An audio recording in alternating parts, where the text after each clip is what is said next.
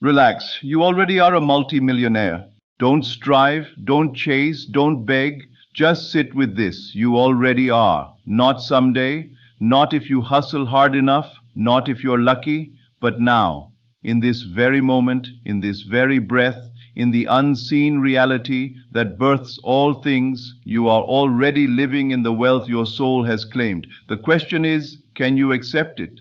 Most people live their lives trying to become something, trying to achieve, trying to reach. But you are different. You don't become a multimillionaire. You embody it. You step into it. You assume it. You see, everything you desire already exists. It is finished. The moment the desire was born in you, the path was completed in spirit. Your imagination isn't a playground. It is a preview. It's not fantasy. It's truth not yet seen with physical eyes. When you imagine yourself living in wealth, in freedom, in abundance, it's not wishful thinking. It's memory. It's alignment. It's permission granted from the unseen realm to say, welcome back. You've always been this. But here's the challenge. Your senses will scream otherwise. Your bank account may contradict this truth. Your job may deny it. Your environment may laugh at the idea. That's when the power begins. When you choose to believe in spite of, not because of. When you relax into the knowing instead of panicking into the striving. You don't chase wealth. You radiate it. It's not about what you do. It's about what you are. Do you walk like a millionaire? Do you speak like one? Do you think like one? The one who already knows he is wealthy never checks his account to feel safe. He never doubts if tomorrow will be provided for. He assumes life bends in his favor because it must. Wealth is not a reward. It is a state of consciousness. And if you can see it, you can be it, right now, without a single dollar changing hands. Because the change starts not with numbers, but with identity. The moment you drop the false identity of lack and wear the garment of wealth, everything around you will begin to reconfigure itself to match your new inner reality. Don't wait to feel wealthy after the money comes. That's backwards. Feel it now. Rest in it, smile in it, order your coffee in it, sleep in it, show up in rooms knowing you're already carrying the vibration of a multimillionaire, and watch how doors begin to swing open, not because you fought, but because you aligned. This is not about ego. This is not about impressing the world. This is about remembering who you are before the world told you otherwise. You're not trying to earn the status. You're remembering the truth that already belongs to you. So, relax. Truly, deeply relax. The moment you stop trying to become and instead start living as if you already are, your entire world changes. Not slowly, instantly, subtly at first, but powerfully. Because life doesn't give you what you work for. It gives you what you are. Now take a breath. Feel it in your chest. Say it quietly to yourself. I already am a multimillionaire. Not a wish, not a hope, a fact in the realm that matters most. And from that place of calm knowing, watch as the world mirrors it back to you, dollar by dollar, opportunity by opportunity, miracle by miracle. You're not waiting for the life of a multimillionaire. You're already in it. Relax. You already are a multimillionaire, not by wish, not by someday, but in the deeper truth of who you are. What you seek is not in the distance, it is here. What you long for is not a future goal. It is your current identity, waiting to be remembered. You see, most of the world is asleep to this secret. They strive endlessly, push harder, wake up exhausted, and chase the illusion that success lies in effort alone. But those who understand the laws of consciousness know that all external riches are simply reflections of internal states. And the state of wealth is not something you work to earn. It's something you awaken into. When you embody the vibration of a multimillionaire, when you take that state as your dwelling place, reality must bend to that assumption. There is no need to persuade, manipulate, or hustle for what is already yours. You do not dig for a treasure that has already been deposited within your soul. You simply claim it by feeling it real. To act as though you are already wealthy is not delusion. It is divine alignment. It is walking in the direction of your true self, not pretending, but remembering. The senses may contradict you, the world may present evidence that opposes your inner conviction, but that is the test of faith. The outer must reflect the inner, and it always does, but only after the inner is sustained long enough to rewrite the mirror. You do not need more proof to believe. Belief itself is the proof. The person who understands the law knows that wealth does not begin with a number, it begins with identity. You can be sitting in a modest home with bills on your desk and still be a millionaire in consciousness. And that state, once truly embodied, will begin to pull into your experience the very symbols that match it. Opportunities, ideas, people, promotions, inheritances, even miracles, all arrive not as rewards for effort, but as echoes of identity. You do not chase these things, you magnetize them. You do not knock on doors hoping to be seen. You sit in your truth, and the world knocks on your door to find you. To be wealthy in consciousness is to move through life with a quiet confidence. You no longer react to the numbers on a screen, to the opinions of others, to the temporary appearances of lack. You understand that appearances are shadows, and you live from substance. That substance is your imagination. When you visualize yourself already enjoying the freedom, peace, security, and power of financial abundance, and you do so not with strain but with ease, you begin to feel what it's like to live as your future self, only it's not the future, it is now.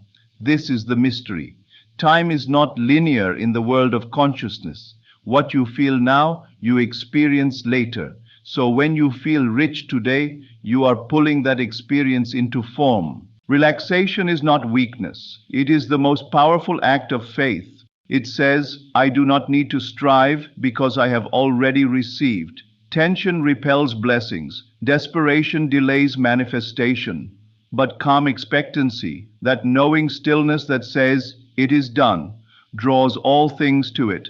That is why you must stop trying so hard and start living as though it is already yours. Walk like the wealth is in your bones. Speak like abundance is your native tongue.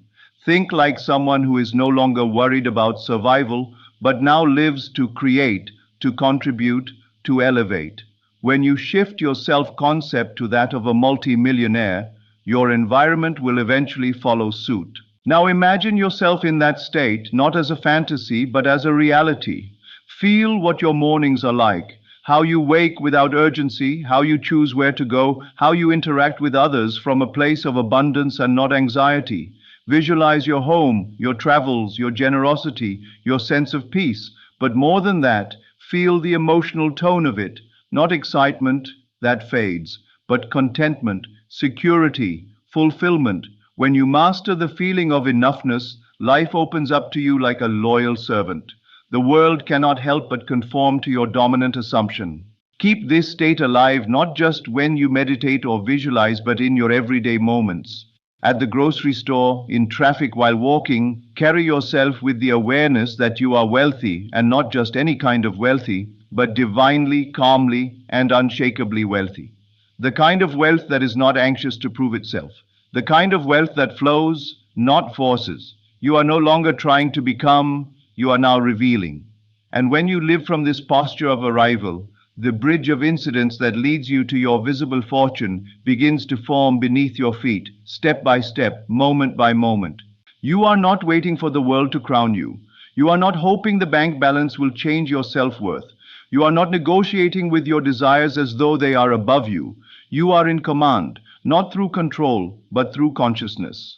The multimillionaire reality already exists in the infinite field of possibility, and by assuming it now, with faith and repetition, you bring it into the visible. Just as the seed becomes the tree, not by effort, but by unfolding what was already within, you will bloom into the reality that your soul has already claimed. But this is why relaxation is so essential in this journey. It is the evidence of faith. When you truly believe that you are already a multimillionaire, your nervous system calms, your breath deepens, and your choices begin to align with a higher level of being. You don't need to constantly check your progress, doubt your path, or compare your life with others. You don't anxiously look to the future to validate your present. You know, You simply know that your reality has already shifted and that knowledge is enough. In that state, you begin to receive subtle confirmations, a chance meeting, an inspired idea, an unexpected payment, an opportunity you couldn't have planned. These aren't accidents, they are reflections. They are the natural consequence of you relaxing into the truth of your wealth.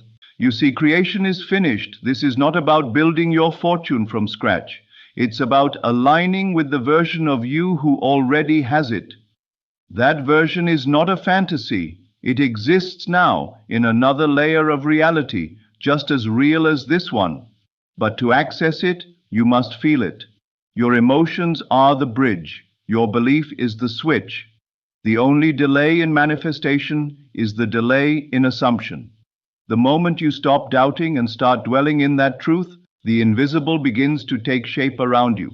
You do not need to move mountains. You need only move into the state. From there, mountains move themselves. The world around you is shaped not by force, but by frequency. When you carry the vibration of abundance, life responds. Circumstances reorganize. Resources show up. People shift in your favor. But this doesn't happen when you hope to be rich. It happens when you decide that you already are.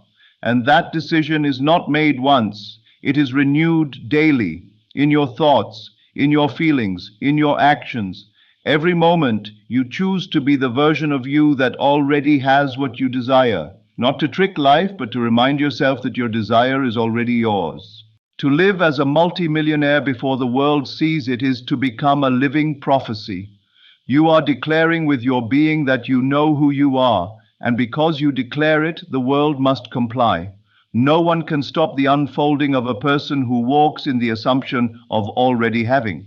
There is no resistance strong enough to block a man or woman who refuses to come down from their mountain of truth, no matter what valley surrounds them. That is the strength of assumption. That is the power of identity.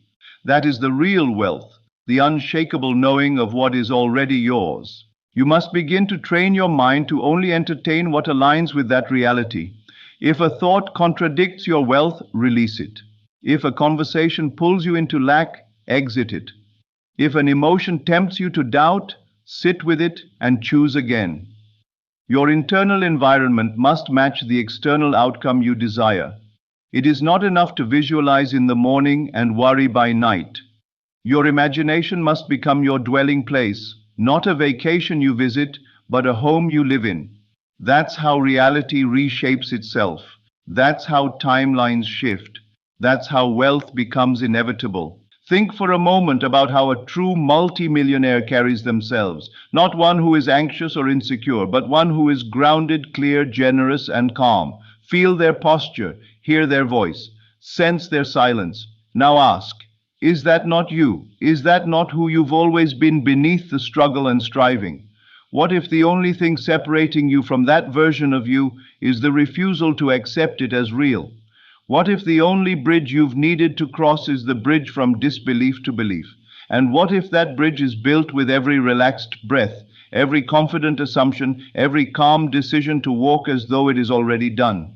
This is the sacred invitation of life, to stop being a beggar in your own kingdom. To no longer ask life to make you rich, but to declare to life that you are already the heir. To live as if God Himself whispered in your soul, "It is yours, act like it." When you trust that whisper, when you rest in it, the evidence begins to form. Slowly at first, then suddenly, and then it feels inevitable, as though it could not have been any other way. So you walk through this world differently. You speak with quiet certainty. You give without fear. You plan without panic. You look in the mirror and see not a man or woman who will become wealthy, but one who is, who has, who knows. And that knowing becomes the compass for everything. You no longer make decisions from lack, but from fullness. You no longer move to impress, but to express. You no longer chase because there is nothing to chase. It's already here. It's already you. You begin to understand that true wealth is not the accumulation of things. It is the awareness of power, power over your inner world, power to choose your thoughts, to redirect your feelings, to assume a new identity regardless of what the outer world presents. That is the unseen wealth that precedes every visible fortune. And once that inner power is mastered, the outer world becomes obedient to it. Money no longer feels like a mystery or a struggle. It becomes a byproduct of your being. It flows to you as naturally as breath. You don't need to chase it because you no longer need to prove anything. You've already proven it to yourself by stepping into the identity of the one who has already arrived. This is not arrogance. This is alignment. This is not fantasy. This is faith. This is not ego. This is embodiment. You are not trying to impress others with your wealth. You are finally aligning with the truth that has always been yours, but was once buried under doubt, fear, and programming. You've cleared the fog. You've awakened the inner king, the inner queen. And now, as you walk forward with grace and certainty, the world rises to meet you as its rightful child. You see, the moment you stop needing the money is the moment the money starts chasing you. Why? Because needing is a signal of lack, and lack repels. But ease is attractive, ease is powerful, ease is magnetic. When you operate from the assumption that it is already yours, you stop signaling desperation and start broadcasting sufficiency. You stop pleading and start claiming. You stop shrinking and start expanding. That expansion changes the energy around you. People notice it even if they can't name it. They sense something in your presence that speaks of certainty, of quiet power, of abundance that isn't loud but undeniable. And you begin to realize that everything you thought you had to earn, you already had the right to receive. Not because of effort, but because of consciousness. You were never meant to become rich through exhaustion. You were meant to become rich through awareness, through imagination, through belief, through embodying the unseen until it becomes seen. That is the higher law, the law that governs all true creation. And when you finally surrender to it, life becomes far more peaceful, far more miraculous, far more generous than anything your hustle ever could have built. What changes is not the world first, but your relationship with it. Money is no longer a master you serve. It is a servant that follows your clarity. You no longer make decisions from fear of losing. You make them from faith in overflowing. You no longer attach your worth to outcomes. You attach it to your essence, and your essence is wealth. Your essence is fullness. Your essence is divine completion, and that changes everything. You begin to invest in yourself without guilt. You begin to speak your desires without shame. You begin to walk through life like someone who expects good things to happen, not out of entitlement, but out of alignment. That shift alone breaks the cycle, because you are no longer looping through thoughts of how, when, or whether it will happen. You've exited the waiting room, you've entered the reality, and in that reality, your language changes, your posture changes, your energy shifts. People can feel the difference even if they don't know what happened. They sense something different in the way you carry yourself. It's not bravado, it's not pretending, it's peace. The peace of someone who has remembered who they are, and that remembrance becomes the greatest wealth of all. It becomes the source of your creativity, your generosity, your clarity, your decision-making. You begin to approach life not from survival mode, but from creation mode. And in creation mode, ideas come faster, risks feel safer, and time expands. You no longer delay your joy until a certain amount appears. You begin to live with the energy of joy, knowing that joy itself is the fertile ground from which everything you want can grow. You celebrate small signs without needing to see the full picture. You trust the unfolding. You relax deeper. And every time you do, the manifestation accelerates. And as you continue to live in this expanded state, something remarkable begins to happen. The tension that once lived in your chest dissolves. The anxiety that clung to your decisions fades. You no longer feel like you are chasing time or running behind some invisible finish line. You walk with divine rhythm now. There is no rush, no panic, no need to grasp or control. You have understood a profound truth, that the life you once begged for is already flowing toward you, and it has always been flowing, but your resistance had slowed its pace. The moment you let go of resistance, the moment you stopped striving and started receiving, everything began to unfold with grace. You no longer see obstacles the way you used to. Where you once saw delays, you now see divine timing. Where you once saw rejection, you now see redirection. Where you once felt blocked, you now feel protected. This shift in perception is not just a mindset tweak, it is a spiritual awakening. You're no longer caught in the illusion of separation from your desires. You have become one with them. And from that unity, manifestation is not a process, it is a natural emergence. It becomes clear that the external world is just an echo. It responds not to effort, but to embodiment. When you carry yourself as someone who already possesses great wealth, the world mirrors it back. Not instantly, perhaps, but inevitably. You begin to move in a different atmosphere. Your presence carries more weight. Your silence speaks louder than words. Your decisions come from intuition rather than desperation. You don't look to others to validate your worth. You know your worth. And that knowing becomes the frequency that calls in every form of abundance with precision. This is when people around you begin to notice. They may not be able to explain it, but they will feel it. They will sense that something about you is different. And that difference is not in what you say, but in who you are. You've stopped trying to impress and started to express. You've stopped trying to achieve and started to allow. You've stopped trying to force results and started to trust the design. This quiet confidence becomes a magnet. It pulls opportunities toward you without effort. People want to work with you, invest in you, support you, not because you're trying to convince them, but because you already believe it for yourself. And let us speak clearly here. Belief is the generator, not passive belief, not lukewarm hope, but deep, embodied, visceral knowing. The kind of belief that doesn't waver when the numbers are low or the doors seem closed. The kind of belief that walks through the valley with the same energy it walks through the palace. Because when you know you are a multi-millionaire in your spirit, nothing external can shake that inner empire. You may walk through humble beginnings, but you carry the vibration of royalty. And that vibration changes every room you enter, every contract you sign, every door you knock on. This wealth, this identity, is not something you must convince yourself into every day. Once it is settled in your spirit, it begins to move through your habits. You make different choices. You invest in your growth. You surround yourself with voices that reflect your new state. You leave behind conversations, environments, and behaviors that are anchored in lack.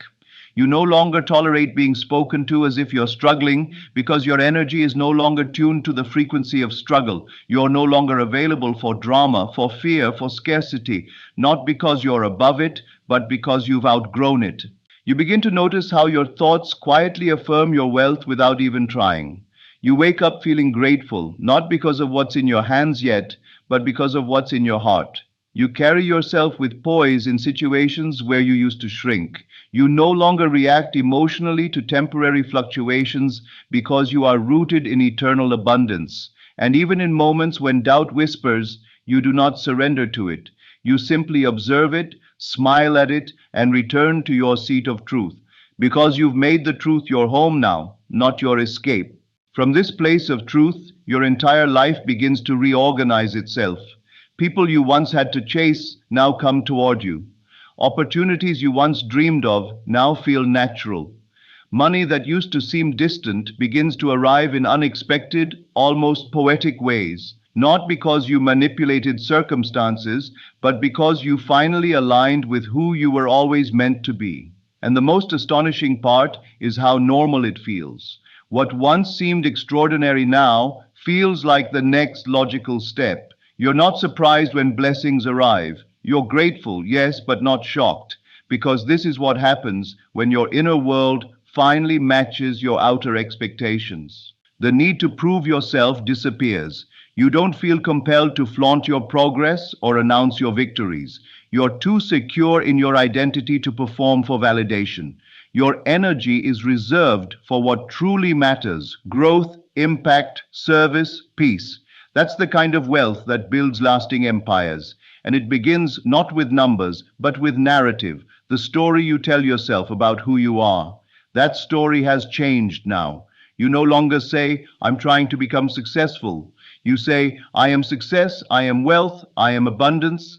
These are not affirmations you chant, they are truths you embody. And because you now see yourself differently, life begins to treat you accordingly. You notice that clients trust you more, friends respect your boundaries, and new levels of favor seem to find you without explanation. But you know why? You've stopped doubting your value. You've stopped playing small. You've stopped filtering your desires through fear and have started letting them shine through your faith. The world sees you as a leader because you finally started leading your own thoughts. The outer has simply mirrored the inner shift. You are no longer triggered by others' success. You celebrate it because you now understand that wealth is not a pie with limited slices. It's a river, and you're no longer standing at the shore hoping for a drop. You're in the flow. Their gain is not your loss. Their rise is not your threat. You don't compete, you create. You're not looking for permission, you move in authority. You don't wait for signs, you become the sign. And in that elevation, life treats you differently, not because life changed, but because you did. Even your language begins to reflect your new state. You stop saying, if it works out. You start saying, when it arrives. You no longer say, I can't afford it. You ask instead, is this aligned with my highest self? Because you understand now that wealth is not about spending recklessly. It's about choosing wisely. It's about knowing that you lack nothing and therefore do not chase anything out of fear. You move with purpose, not panic. You invest, not escape. You give generously, not performatively. And in doing so, you keep the energy of wealth circulating through you like a living current.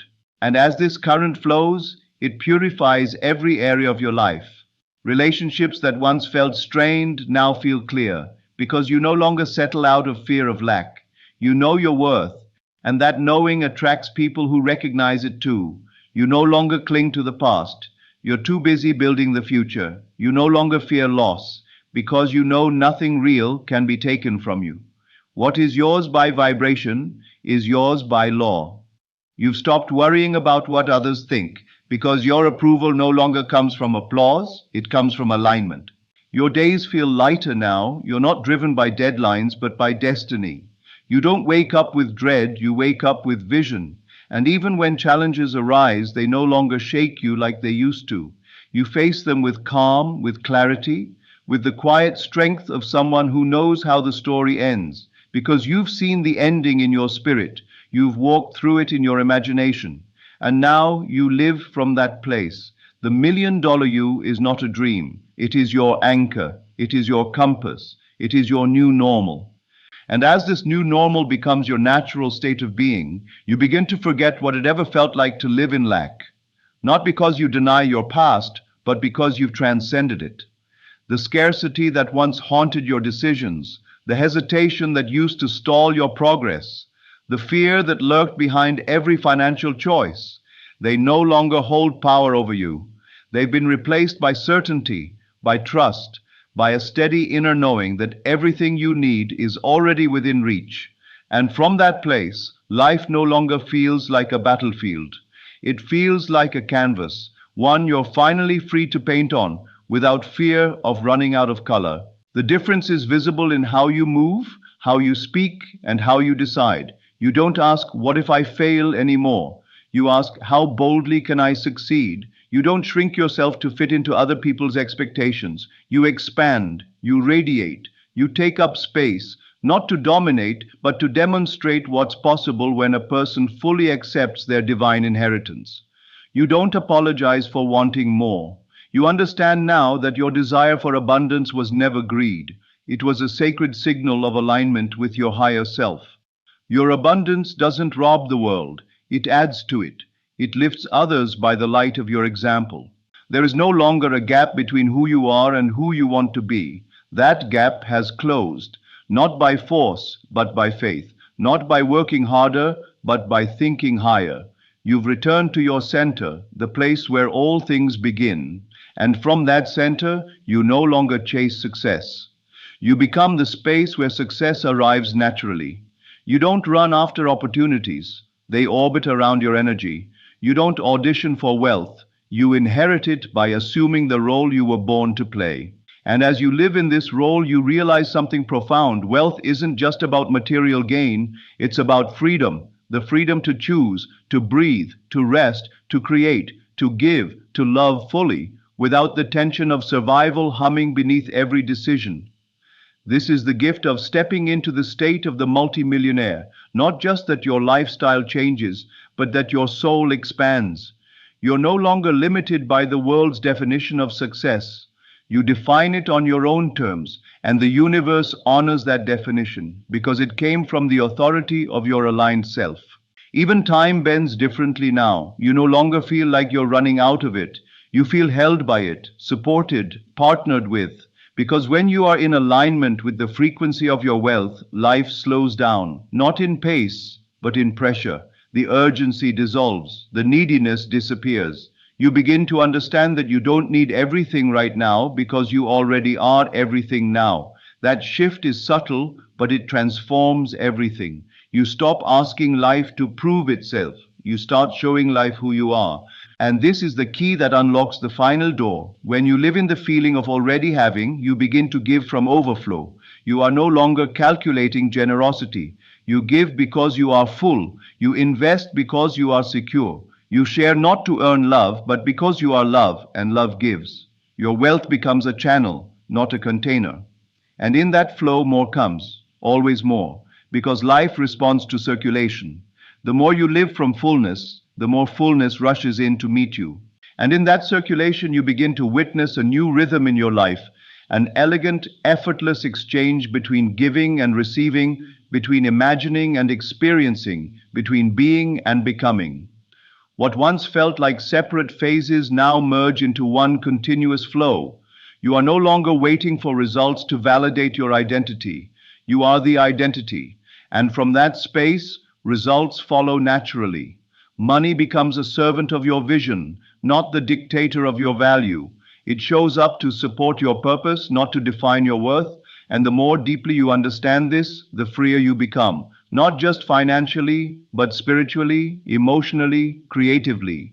The people around you start to notice a lightness in you, a calm certainty. You no longer complain. You no longer argue with reality. You've stopped wrestling with the world because you've won the battle within. And because you no longer resist what is, you open yourself to what can be. There's no more proving, no more fighting, no more defending your right to exist in abundance. You simply do. You breathe it, you radiate it, you attract it by virtue of your presence. Not because you're trying to, but because you're no longer blocking it. This new you doesn't need to shout to be heard. You don't need to boast about your plans or explain your decisions. Your energy speaks before you do. You walk into a room and people feel something. They don't always know what it is, but they sense it. The richness in your silence, the strength in your stillness, the peace that isn't performative but pure. And that, more than anything, is the mark of someone who has accepted their wealth, not in theory, but in truth. You've stopped asking life for permission. You've stopped hoping the right door will open. You've become the door. You've realized that everything external is a reflection, not a source. And so you've turned inward, not as an escape, but as a return. The return to the creative center where all things are first imagined before they are ever seen. And because you now dwell in that center, you see things differently. You don't see a problem, you see an opportunity in disguise. You don't see scarcity, you see a temporary illusion begging to be outgrown. You don't see failure, you see feedback guiding you home. And slowly, your relationship with yourself deepens. You trust your decisions more. You're not paralyzed by what-ifs. You don't live for applause or fear rejection. You walk as someone who has remembered. Remembered what? That you were always meant to live in abundance. That wealth was never a reward for worthiness. It was a mirror for consciousness. And now that your consciousness is clear, so is the mirror. It reflects what you are, not what you lack. It reflects the power you carry, the peace you've claimed, and the purpose you no longer hide from. You start to operate from vision rather than survival. You create from intuition rather than insecurity. You take bold steps not because you're desperate, but because you're directed.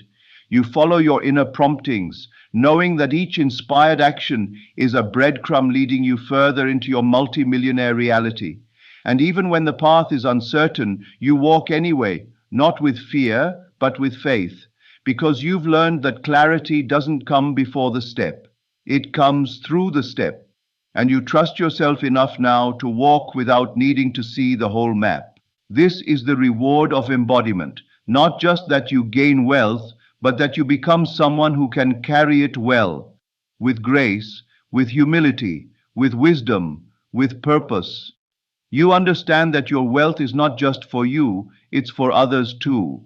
It's for the impact you were born to make. It's for the legacy you're building. It's for the lives that will be touched because you dared to believe in what already existed within you. You begin to view every dollar, every opportunity, every open door as an extension of your inner state. You're no longer collecting money just to feel safe. You are cultivating impact because you already feel whole. And that distinction changes the frequency of your actions. You invest from vision, not from fear of missing out. You build from alignment, not from pressure to compete. You no longer try to replicate someone else's path because you recognize the divine intelligence in your own. What's meant for you won't miss you, not because of luck, but because you are now aligned with the version of yourself that already lives in the fulfillment of your desires. And this version of you doesn't operate from the noise of the world. It listens to a deeper sound, the silent voice of knowing. A knowing that doesn't need evidence to be activated. A knowing that doesn't flinch when results take time. A knowing that doesn't retreat just because the world hasn't caught up yet. Because you understand now that the world is always catching up to your consciousness. Whatever you assume and sustain must become your experience. So you no longer abandon your assumption when things look slow. You double down on it. You nourish it. You rest in it. And in this rest, you grow, not through more hustle, but through more harmony. You stop overcomplicating the process. You stop thinking you have to do everything alone. You start allowing, receiving, trusting that the same intelligence that formed galaxies and carved oceans can handle the orchestration of your wealth. You release the belief that struggle makes it more noble. You understand now that joy is just as sacred, that play is just as powerful, that when you truly align with your wealthy self, your life becomes a dance, not a drag. Your inner conversations begin to shift. No more rehearsing what could go wrong. No more playing out scenarios rooted in fear. Now you walk through imagined rooms where deals go through easily, where people say yes, where your value is recognized instantly, and you feel the tone of those moments, not just intellectually, but emotionally. You don't wait for life to give you the feeling. You bring the feeling, and life follows. That is the sacred reversal. That is the essence of manifestation. You no longer react to the world. You create it from within. And from that creation comes freedom. Not just the freedom to buy or build, but the deeper freedom to be. To be at peace while building, to be at ease while expanding, to be in flow while creating systems that bring you even more. The irony is, the more you embody this version of you, the less obsessed you become with checking the results. You're no longer addicted to validation or timelines. You're anchored. You're calm. You're rooted in the knowing that what's yours is inevitable. This is the state of grace you've stepped into, the space where miracles feel mundane, where you speak something in faith and see it unfold in ways more elegant than you could have planned, where you receive not because you fought harder, but because you finally surrendered the need to force. You stopped trying to make it happen and you started letting it happen by becoming the person it happens to, by being the frequency, the channel, the match. So now you sit in rooms you once felt unworthy of and realize you belong. You make decisions from your future self and realize they bring peace now. You plant seeds of intention and watch them grow without digging them up every day in doubt. You speak wealth, not because you're trying to attract it, but because it's who you are now. And when you speak from that place, creation responds, life listens, the universe rearranges itself to reflect your upgraded identity. And as the universe rearranges itself around your upgraded identity, you begin to notice how effortless it feels to be in the flow. What once required you to push now invites you to lean back. What once exhausted you now energizes you. Not because the work disappeared, but because the resistance did. You no longer drag yourself toward success. You are pulled toward it, carried by a current that was always there, waiting for your alignment. And in this current, you realize that you are not just attracting wealth, you are becoming a custodian of it, a steward of abundance, a vessel through which blessings flow, both to you and through you. Your decisions are clearer now. You don't hesitate when opportunities appear. You know which ones belong to you. You no longer second guess your worth when asked what you charge, because your value is no longer a debate, it's a declaration. You price your work according to your alignment, not your insecurity. You invest in yourself because you finally understand that you are the asset. You carry the energy of someone who no longer negotiates with limitation. You no longer ask, "Can I afford this?" You ask, "Is this aligned with the version of me who already lives in abundance?" And if the answer is yes, you act without delay. You start walking away from anything that contradicts your new reality, not with drama, but with dignity. Conversations that keep you tethered to the past no longer feel interesting. Habits that once numbed you now feel heavy. Environments that used to fit now feel too small for the frequency you carry. And so you let go, not in anger, but in grace. You no longer need to explain your growth. You simply grow. You no longer need to defend your direction. You simply walk it, because you're not walking to prove, you're walking because it is already done. And in that knowing, time bends for you. What used to take years suddenly collapses into months. What once required force now flows through serendipity. You find yourself in the right rooms, the right networks, the right places, without strain. Not because you calculated every move, but because your identity did the heavy lifting. The version of you that is already wealthy knows what to do, knows how to act, knows how to speak, knows how to choose. You no longer ask, "What would a rich person do?" You ask, "What would I, in my full wealth identity, do?"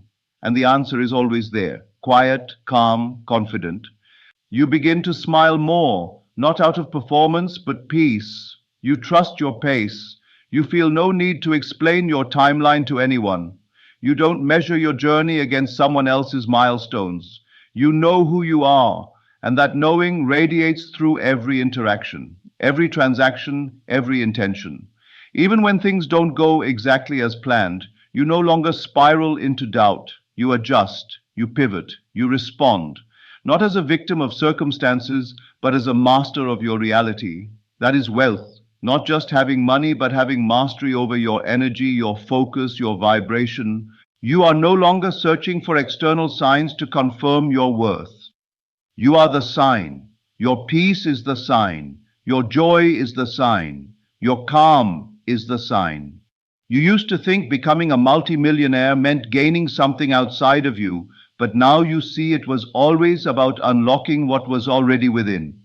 You are not building a fortune. You are awakening to it. You are not earning your right to be rich. You are remembering that it was always your birthright. And the most beautiful part, you carry this wealth in every room, even before a single dollar appears in your hand. Because the true evidence of wealth is not what you show, it's what you know. It's how you walk, how you think, how you rest. It's the way you stop seeking and start allowing. It's the way you speak of your future as if it's your present, because it is. And in doing so, you become a mirror for others. You become the evidence that it's possible, not by chasing, but by choosing. And as you become that living mirror, something shifts, not just within you, but in the world around you.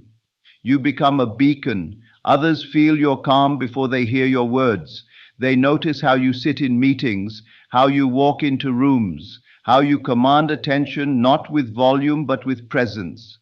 There's something about the way you move now, unhurried, undisturbed, untouchable, not because you've shut the world out, but because you finally brought your inner world into order. You are not chasing peace, you are peace. You are not pretending to be successful, you are success personified.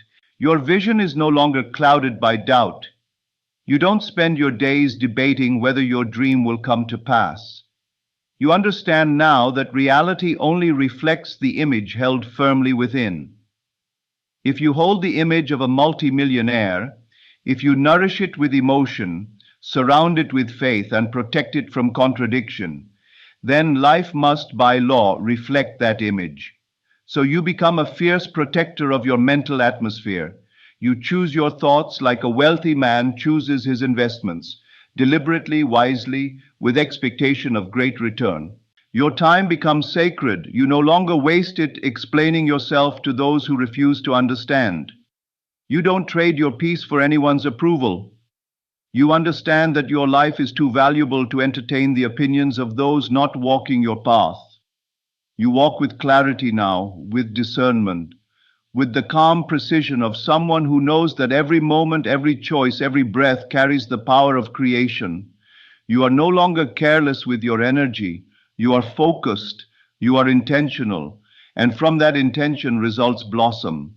People begin to treat you differently, not because they've changed, but because your vibration has changed. The old version of you that tolerated less, accepted crumbs, settled out of fear, that version is gone.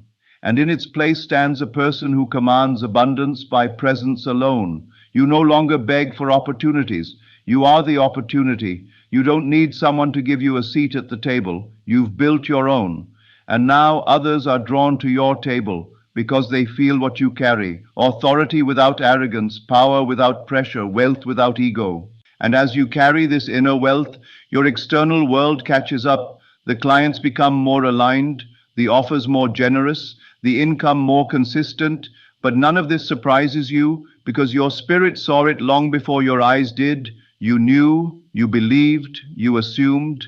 And now that assumption is simply taking shape. You live in gratitude, not just for what's arrived, but for the knowing that there is always more. Not from greed, but from the understanding that life is unlimited, and so are you. This is the ease that wealth brings, not just financial ease, but spiritual ease, a deep inner silence where fear once shouted, a holy stillness where worry once wrestled. You no longer flinch at uncertainty, you lean into it.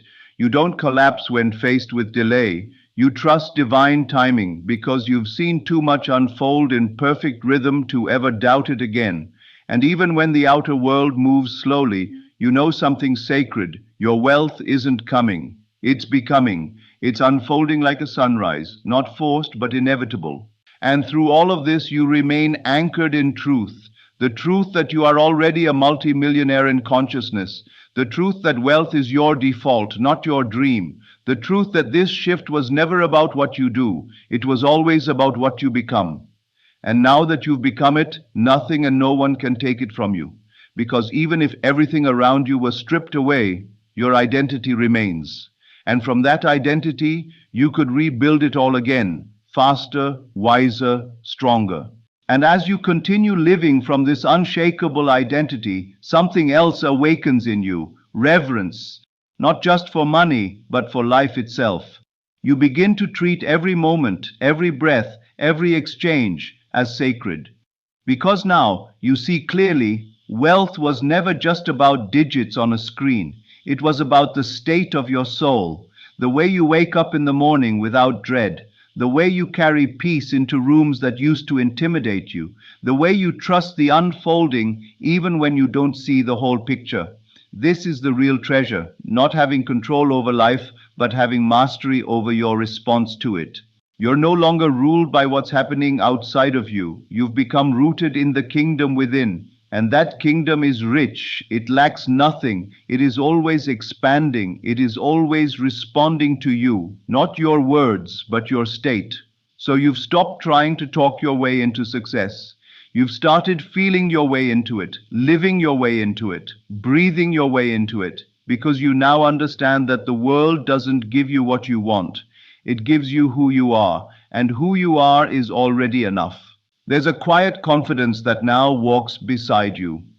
You don't need to introduce yourself with titles or achievements. You don't need to convince anyone of your vision. You are the vision, and your presence becomes the invitation. The room shifts when you enter, not because you demand attention, but because your alignment cannot be ignored. You're no longer rushing to arrive.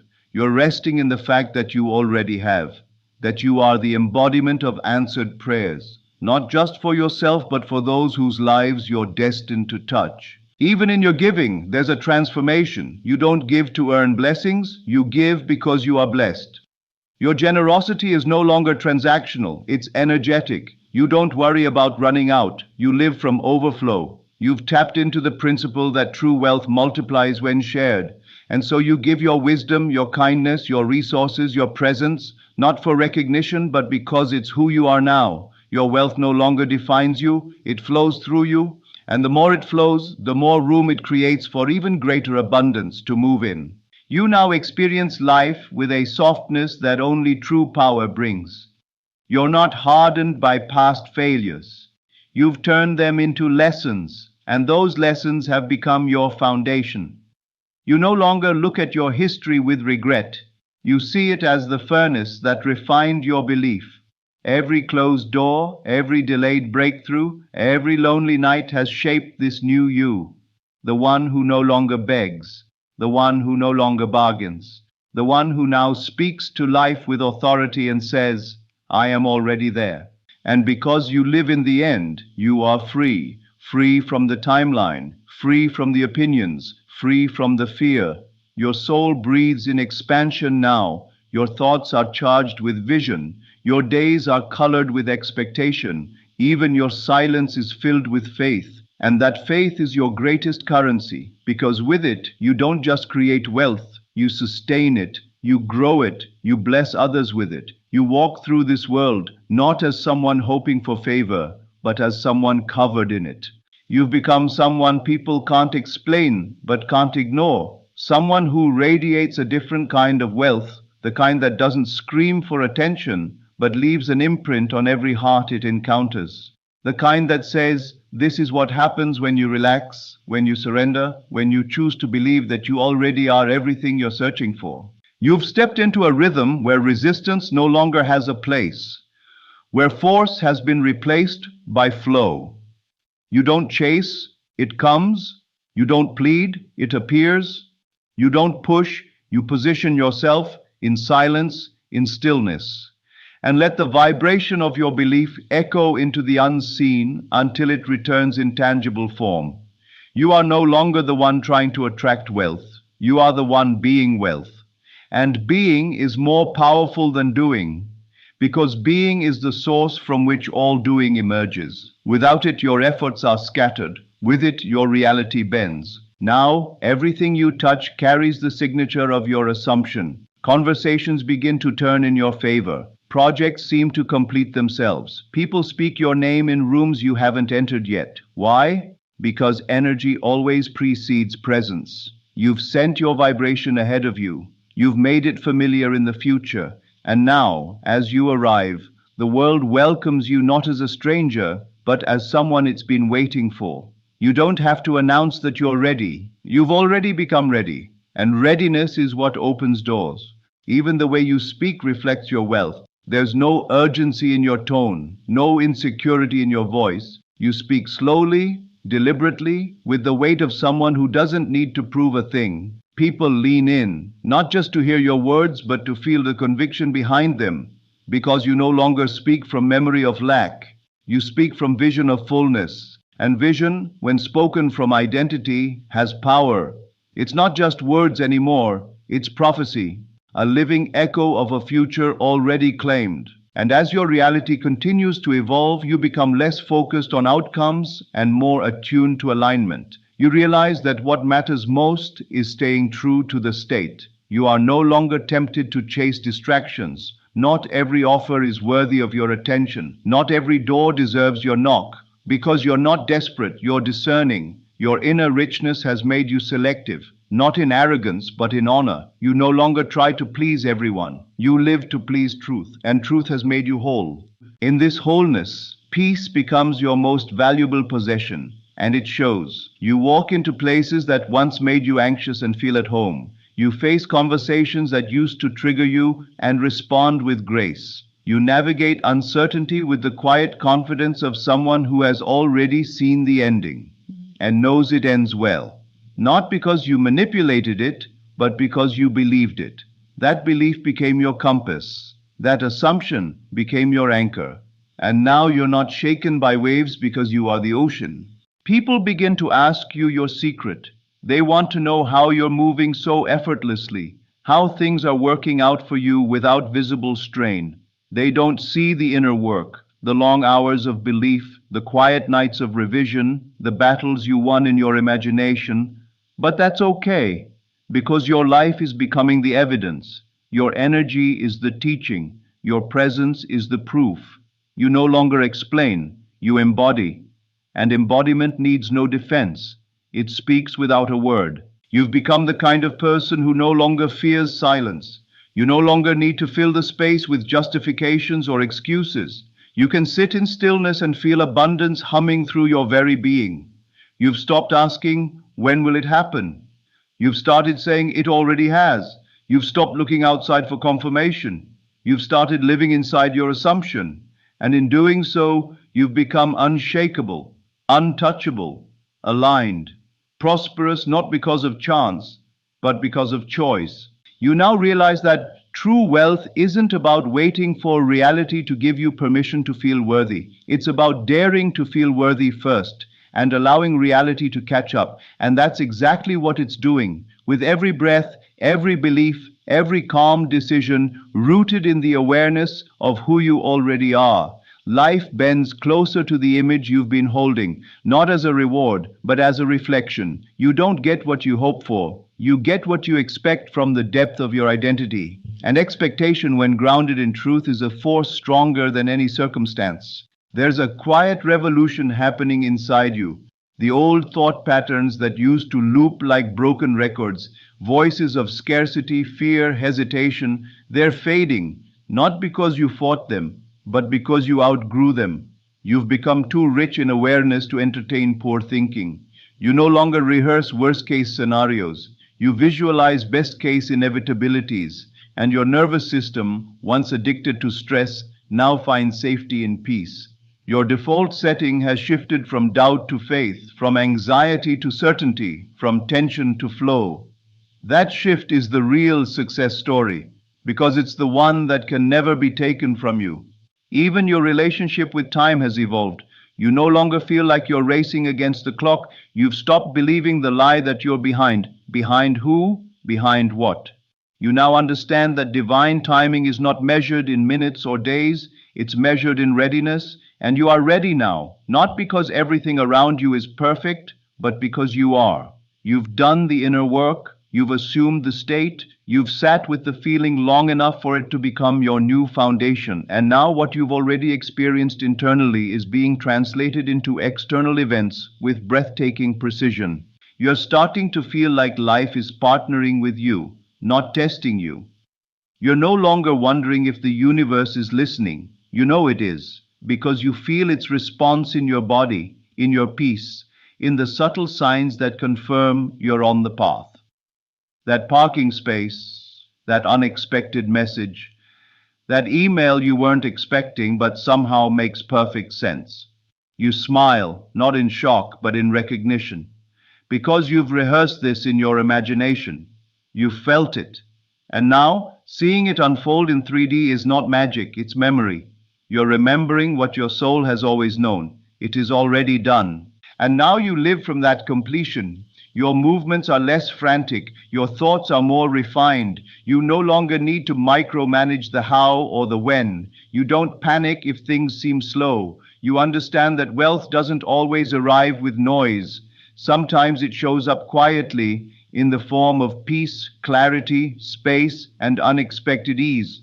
Sometimes the evidence isn't a number. It's a conversation, a decision, a release.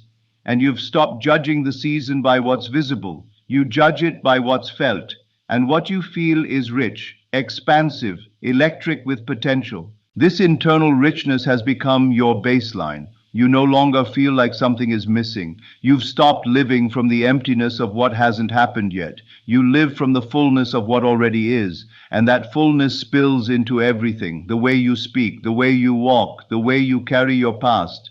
You no longer see your mistakes as stains. You see them as teachers. They taught you how to believe when it was hardest. They taught you how to stay calm in the storm. They brought you here, not to break you, but to build you into someone who could finally receive.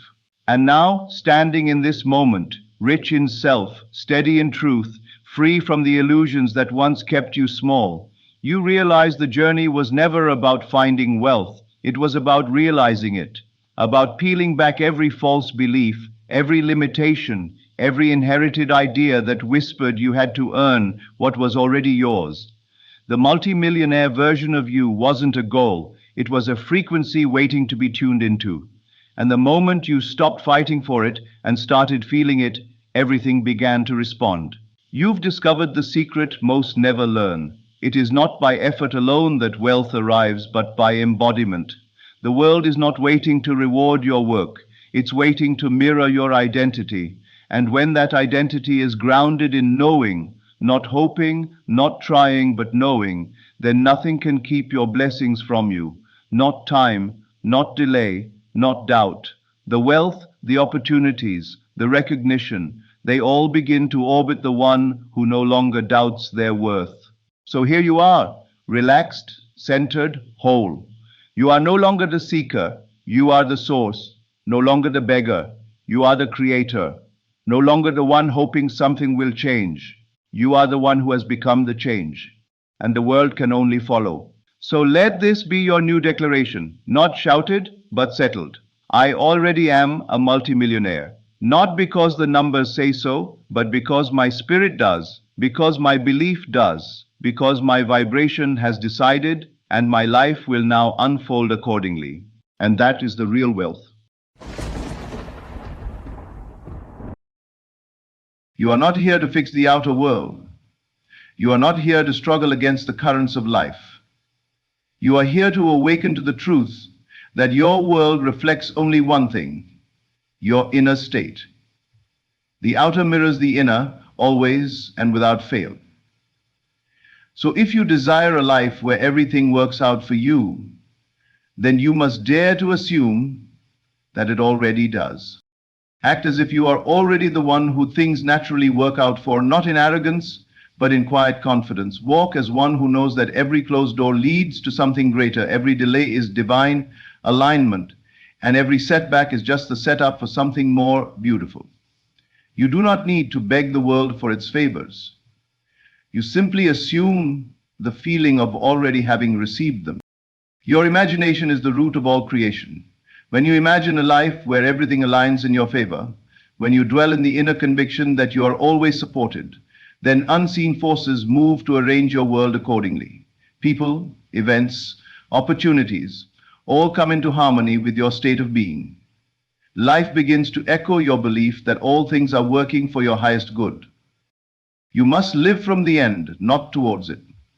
If you want to be loved, you must feel loved now. If you want to be prosperous, feel abundance now. If you want peace, dwell in peace now. This is not a trick, it is a law. What you accept as true within must show itself without. So act as if the universe is your ally, because it is. Act as if doors open before you, because they will. Act as if you are chosen, guided, supported, and life will reflect back the truth of your conviction. Stop measuring reality by what your senses report. They only reflect the past assumptions you've entertained. If you want change, it starts with your inner dialogue. Speak to yourself as one who is favored. Feel yourself in the scene of your wish fulfilled. Make that feeling so vivid, so alive, that it becomes more real than what your eyes see. Then persist in it, not with force, but with faith. The kind of faith that knows it is already done. The secret is not to wait for signs before you believe. It is to believe so deeply that the signs must appear. Move through the world not as one hoping for things to work out, but as one who knows they already have. Let your tone, your posture, your choices, and your inner conversations match the reality of your desire already fulfilled, because that is the only way it will ever be born into form. You do not experience the world as it is, you experience the world as you are. This is the profound truth that lies beneath every surface experience, every event, every encounter. The outer world is not some objective fixed reality pressing itself upon you. It is a mirror, a perfect and precise reflection of your inner state. Your beliefs, your assumptions, your feelings, everything that unfolds in your external life is born out of your internal atmosphere. If there is chaos outside, there is chaos within. If there is harmony outside, there is harmony within. Nothing comes to you by accident or mistake. Everything arrives with the fingerprint of your consciousness upon it. This is not to place blame or induce guilt. It is to awaken you to your power. For if your world is simply reflecting your state, then you have the ability to transform everything by changing that state.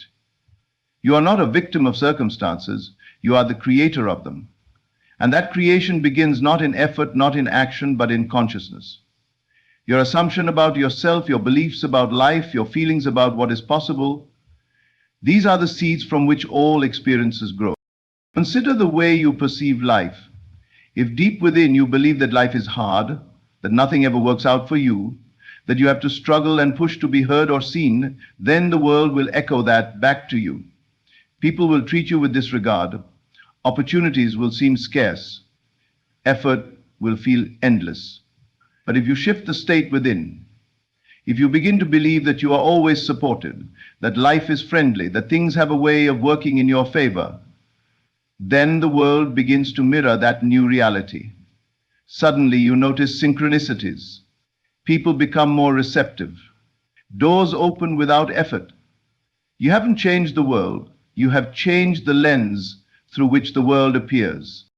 Your senses are limited. They show you what has already been accepted as truth by your inner being. What you see, hear, and touch is only evidence of past assumptions. The moment you accept something as true in your imagination, the world begins reshaping itself to align with that truth. But the delay between the inner shift and the outer reflection causes many to doubt the process. They look at what is and assume that it must continue. They react to appearances instead of changing their state. But those who know the law understand that the outer world has no choice but to follow the inner command. You have felt it before, haven't you? That strange moment when you just knew something was going to work out, and it did. That sudden peace that washed over you, and shortly after, the problem resolved. That unshakable belief that something belonged to you, even before it came, and it came. These are not accidents. These are demonstrations of the truth, that your inner state calls forth your reality. Most people spend their lives trying to change the mirror without changing their face. They struggle to fix external conditions, to rearrange people and events, to manipulate and control the outside, hoping it will make them feel better inside. But the mirror only reflects what stands before it. If you want the reflection to smile, you must smile first. If you want life to soften, you must soften within. If you want more love, more success, more peace, these must first take root in your consciousness. To live in a beautiful world, you must first dwell in beautiful thoughts. This is not naive optimism. This is spiritual law. When you change your concept of self, your world changes accordingly. If you believe you are lucky, lucky things happen. If you believe you are overlooked, life will pass you by. The change must happen in you before it can happen for you. That is the truth so many miss. They wait for something to change so they can feel different. But the only thing that ever needed to change was the feeling. There is no limit to what your inner state can call forth. You are not subject to fate. You are not bound by what has been. You are free to assume anything you desire, and the world will obey. The reason so few realize this is because they continue to believe that circumstances are greater than consciousness. They put their faith in the facts of the senses rather than the truth of the spirit. But if you dare to believe, if you dare to assume that life reflects your being, then you will understand the power you hold. The question is not, can I change my life? The question is, can I change the state from which I see my life? The moment you stop reacting and start assuming, you become the master of your destiny. When you wake each day and choose to feel as if everything is working out for you, before you see any evidence, the world begins to organize itself around that choice. That is the real work, not struggling, not striving, but choosing your inner state deliberately and persistently. Everything is a mirror. And you, not your actions, not your words, not even your outer decisions, but your being, is the original cause. The world cannot show you what you are unwilling to feel. So feel it now, assume it now, not because the facts say so, but because your beings say so, and the facts will follow, they always do. To live from the end means to place yourself mentally and emotionally at the point where your desire is already fulfilled. You do not wait for the condition to appear in your outer world before you believe in its reality. Instead, you assume it is already done and live from that state. This is not pretending or wishful thinking. It is the conscious use of your imagination to create the feeling of the wish fulfilled. You walk in the feeling that it is yours, that it is done, that you are already living the life you desire. And in doing so, you call that reality into being. There is a difference between living toward something and living from something. Most people are always striving, always hoping, always trying to get somewhere. Their desires remain out there, separate from them. They speak of their goals as something they want, something they are trying to attract, something they will eventually receive if all goes well. But those who understand the law know that the only way to bring a desire into form is to move into the consciousness of already having it. When you live from the end, the desire is no longer something distant. It is something present, something real, something you possess in the unseen and therefore must manifest in the seen. You do not have to know how it will come. The path, the means, the connections, all of that is not your concern. The bridge of incidents will form itself once you are fixed in the end. Your only responsibility is to occupy the state of the wish fulfilled, to think from it, feel from it, speak from it. Let it color your inner conversations, your decisions, and your expectations. When you do, the world reshapes itself to reflect that state. Think of it like this. If you were already wealthy, already healthy, already loved, how would you feel? How would you carry yourself? What would you no longer worry about? What thoughts would dominate your mind? What feelings would fill your heart? You must begin to embody those feelings now. Not tomorrow, not when things improve, but now. Because the law responds not to what you want, but to what you are. You are always creating from your state of being. The one who lives from lack creates more lack. The one who lives from abundance creates more abundance. The one who lives from fear attracts more to fear. The one who lives from confidence draws things that confirm that confidence. The feeling is the secret. It is not enough to say words or visualize scenes without the feeling. The emotional acceptance of the end is what seals the deal. When you feel it real, when you saturate your mind and body with the sensation that your desire is already yours, you send out a signal that life cannot ignore. You become magnetized to everything that matches that inner frequency. You don't chase, you attract. You don't force, you allow. You don't beg, you receive. Some will ask, but isn't that delusion? Isn't it foolish to act as if I already have what I clearly do not? And the answer is simple. Your current reality is simply a shadow of your past assumptions. If you continue to react to appearances, you remain stuck in a loop of repetition. But if you dare to assume a new state, even when there's no outer evidence, you break the cycle and initiate a new pattern. What you accept as true within begins to express itself without. It is not delusion, it is creation. You are not escaping reality, you are transforming it. This is why you must learn to discipline your imagination. Most people use imagination to dwell in fear, regret, limitation. They rehearse worst-case scenarios and wonder why things go wrong. But you are called to reverse this process, to imagine the best, to see yourself already having what you desire, to make your mind the home of miracles. The world bends to the dominant feeling you dwell in. If you can feel it, you can live it. But you must persist. You must occupy the state long enough for it to take form. You cannot merely visit the end, you must live there. It must become your natural dwelling place, the state you return to when the world tries to distract you. This is not something you do once and forget. It is a lifestyle of consciousness. Every day you choose to identify with your fulfilled desire. Every moment you remind yourself of who you are in the end, and soon the world mirrors back what you have held as true within.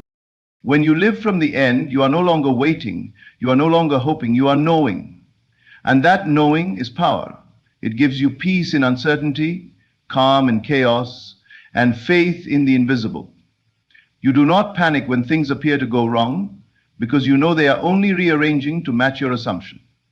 You do not seek validation from others, because you are already validated within. You walk through the world differently, not because it has changed yet, but because you have changed your position within. This is the art of spiritual possession, to claim inwardly what has not yet appeared outwardly, to feel now what others wait a lifetime to feel, and in doing so to bring it swiftly and surely into manifestation. There is no other way. You must become the person who already has the thing, not someday, now. And when you do, the world will have no choice but to reflect that change. The end is not far away, it is not some point in time, it is a state of consciousness, and it is available now. The moment you assume it, the moment you feel it, the moment you embody it, you become it. And from that point forward, everything in your life begins to align with that truth. So do not wait. Go there in your mind, rest there in your heart, speak from it, feel from it, think from it, and know that what you are being is what you are creating. To persist in the assumption that your desire is already fulfilled is to hold unwaveringly to the end you have chosen in your imagination, no matter what the world of appearances may reflect back to you. It means you do not waver, you do not question, and you do not allow fear or doubt to take root within you. You remain loyal to the unseen reality, the inner conviction that what you have imagined is already a fact, and you refuse to abandon that state for anything less than its full expression. This persistence is not born from force or striving. It is not about pushing or struggling to make something happen. It is a quiet, inward confidence, a knowing that your inner world is more real than anything your senses might suggest. It is understanding that the external world is simply an echo of the past, of your former beliefs, former assumptions, former reactions. And if you wish to change the echo, you must first change the sound. You must change what you are broadcasting from within. This is why you must learn to persist, especially when nothing seems to be happening, especially when things look like they're falling apart, especially when it appears that everything is going in the opposite direction. That is the moment when most people give up. They say, it isn't working, and by doing so, they abandon the new state and return to the old one. But if you truly understood the power of your assumption, you would know that these very challenges are often signs that things are moving. The shaking of the old must occur for the new to be established. The disruption is not the end, it is the beginning of manifestation. Persistence is not just repetition. It is not simply affirming something over and over without belief. It is living from the end with consistency, no matter what. It is carrying the feeling of the wish fulfilled into every part of your day. It is checking in with yourself when your thoughts drift and gently returning to the inner scene where all is already done. It is refusing to let circumstances dictate your inner state. It is remaining faithful to the new identity you have chosen and not entertaining anything that contradicts it. You see, every time you entertain a thought that is in conflict with your desire, you are stepping out of alignment. You are choosing to believe in the outer rather than the inner. And yet the outer only reflects the inner. So if you want to remain in the state of your fulfilled desire, you must train yourself to observe the world without being moved by it. You must become still inside, unmoved, unshaken, because you know who you are and what you have accepted as true. There may be moments where doubt creeps in, where fear whispers that you've been foolish, where time seems to stretch endlessly and your mind begins to question. In those moments, remind yourself, I am not waiting, I am becoming. I am not trying, I am being. I am not hoping, I am knowing. And from this knowing, all things flow. You must become so saturated with the feeling of your desire fulfilled that the outer world becomes irrelevant. You must care more about your inner world than the outer, because it is the inner that creates. Feel it real again and again, not because the first time didn't work, but because each time you do, you are strengthening the signal, embedding the state deeper into your being, and making it your natural dwelling place. When it becomes natural to you, when it no longer feels like a fantasy but a fact, you will see it take form. This is why you must persist, even when you feel nothing, even when the imagination feels flat, or the scene seems distant. You are not chasing a feeling. You are developing a habit of being. You are becoming someone who dwells in a new state of consciousness. And with practice, it becomes easier. The new state becomes familiar. It becomes your identity. And once something becomes who you are, the world must conform. Persistence is not only about duration, it is about quality. You must persist in the feeling of the wish fulfilled, not just the thought. A million thoughts with no feeling will not move anything, but one moment of genuine inner conviction can do more than years of hoping and trying. You must cultivate the feeling until it becomes natural, and then persist in that feeling, no matter what your five senses report. You are not at the mercy of the world. The world is at the mercy of your assumptions. So if you find yourself reacting to what you see, remember, this is old news. This is yesterday's creation. Today I persist in the new. Today I persist in the new. Today I hold firm to my inner world. Today I will not be shaken, because I have already claimed my desire, and it is done.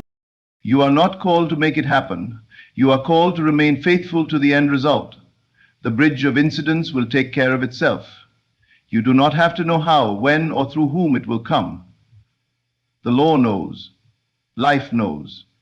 And it responds not to your effort, but to your assumption. So the greatest thing you can do is remain in the end. And when you feel yourself slipping, gently return. When you notice your thoughts wandering, bring them back. And the world presents you with contradiction, remind yourself that the truth is within. To persist in the assumption is to claim authority over your reality. It is to choose your identity and refuse to betray it.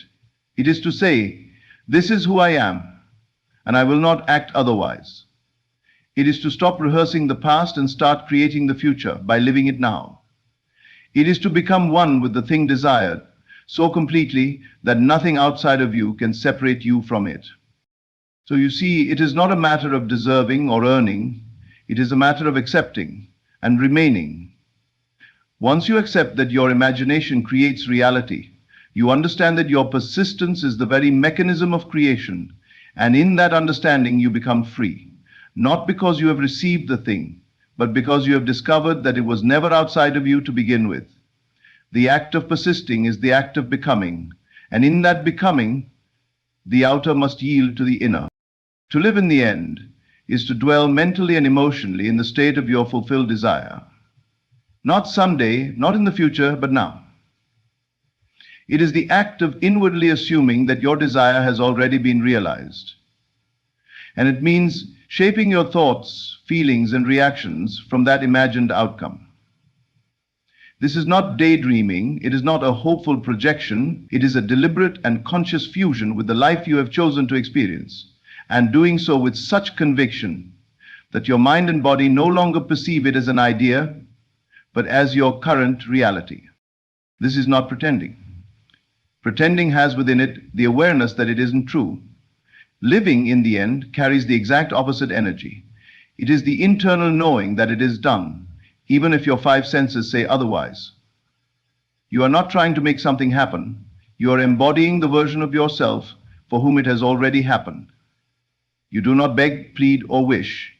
You assume and you occupy. The deeper your assumption, the more firmly you claim it is yours, the faster the outer world conforms to match the inner arrangement. Living in the end requires discipline, not in the sense of force or pressure, but in the sense of mental loyalty. It means you are no longer tossed about by external appearances. You are no longer waiting to see the change before you feel secure, loved, or abundant. You realize that the causation is reversed. You must first be it in consciousness before you can see it in your experience. The imagination is not a place of escape. It is the workshop of reality. The world you live in tomorrow is built by the thoughts you consistently dwell upon today. To live in the end, you must die to the old. You must abandon the self-concept that says, I am still hoping, I am still trying, or I am still waiting. These all affirm that you are separate from the very thing you want. Instead, you become the version of yourself who has already received. And from this new state, you allow the world to reflect your new inner condition.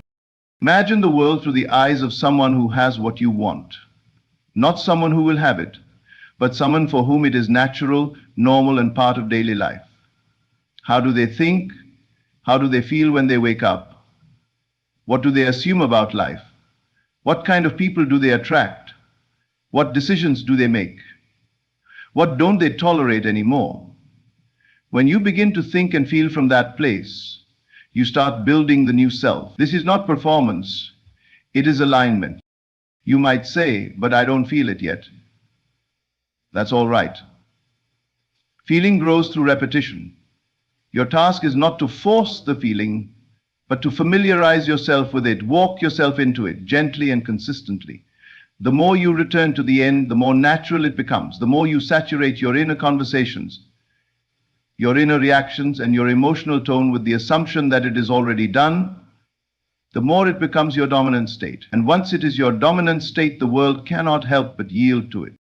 Living in the end means you stop arguing with reality. You no longer make decisions based on your past limitations. You are not defined by who you used to be or by what others have expected of you. You step out of the old pattern not because you fought it, but because you no longer identify with it. Your attention is no longer consumed by the problem.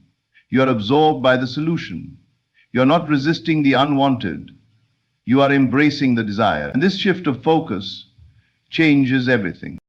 You see, your attention is creative.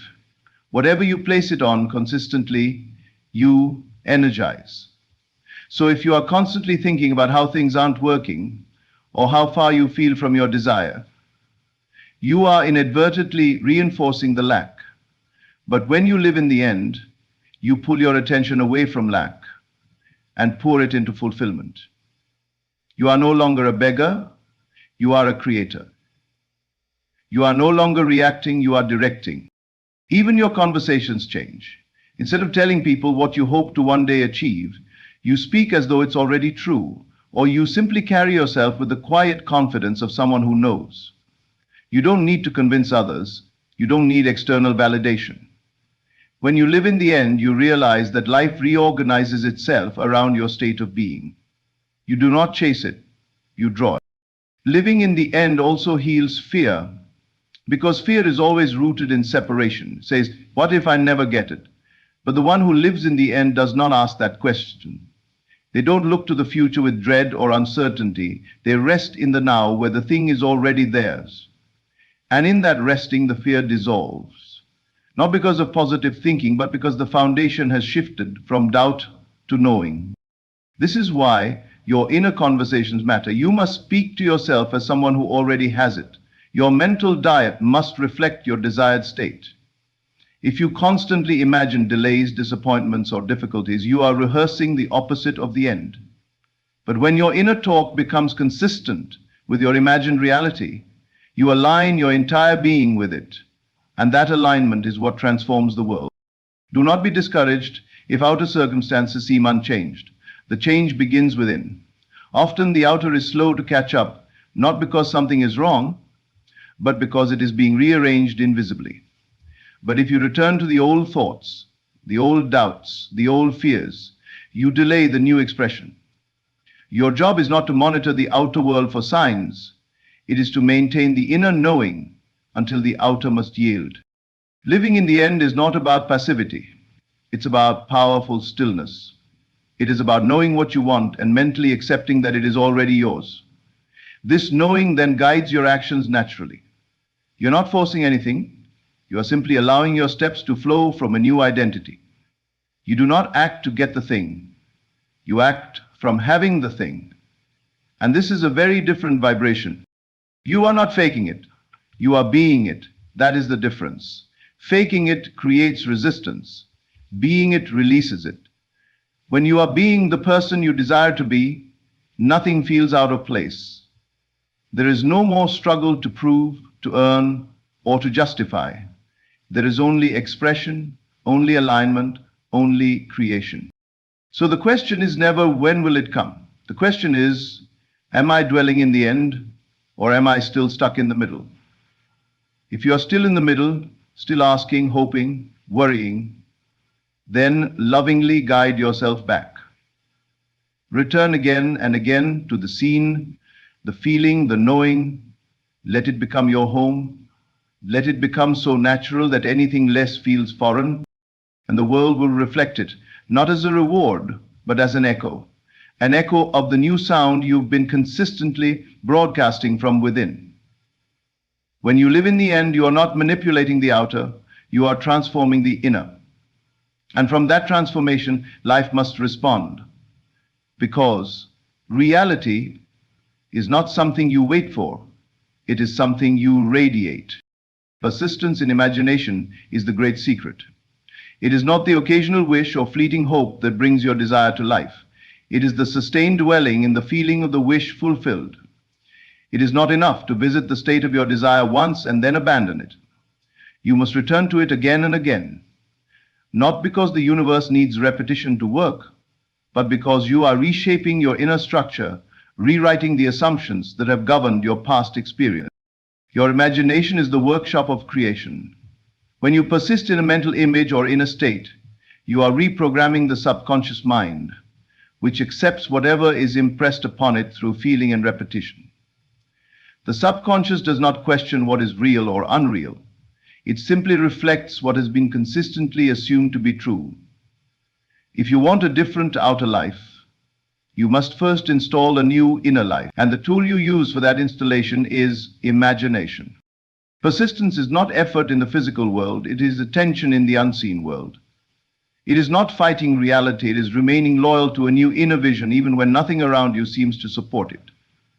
This is where most people give up. They look for confirmation in the physical world, and when it doesn't arrive quickly, they abandon the assumption. But the ones who understand this law remain faithful, not blindly, not rigidly, but faithfully. They know that the outer will mirror the inner, not by chance, but by law. When you persist in imagining that things are always working out for you, you begin to see life through a different lens. Your reactions change. Your interpretations change. Even what you attract begins to shift, because the state you occupy governs the events you experience. If you occupy the state of someone who always gets what they desire, you will begin to encounter a world that reflects that belief. It may not come in the way you expect, and it may not arrive on your timetable, but it will come, because the law is always consistent. This persistence is not a forced activity. It is not about mentally straining to hold an image. It is a gentle, loving return to your chosen state. When you notice yourself drifting into worry or doubt, you don't panic. You simply remember. You remember what you've claimed. You remember what you've imagined. And you return. This return, repeated daily, becomes the foundation of your new reality. You may find that the outer world continues to test you. It may present appearances that seem to contradict your inner assumption. But these are not signs of failure. They are opportunities for faith. Will you believe what you see, or will you persist in what you know to be true within? The ones who master this art are not swayed by appearances. They see through them. They know that the outer is always the echo of the inner, and if the echo is not yet pleasing, they do not change the echo.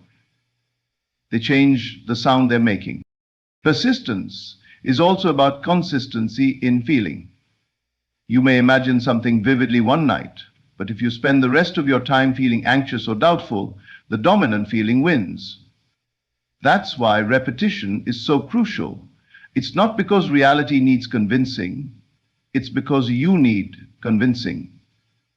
You are training yourself to believe in the unseen, to trust the imagination more than the senses. You are teaching yourself to feel real joy, real peace, real confidence from a state that has not yet appeared externally.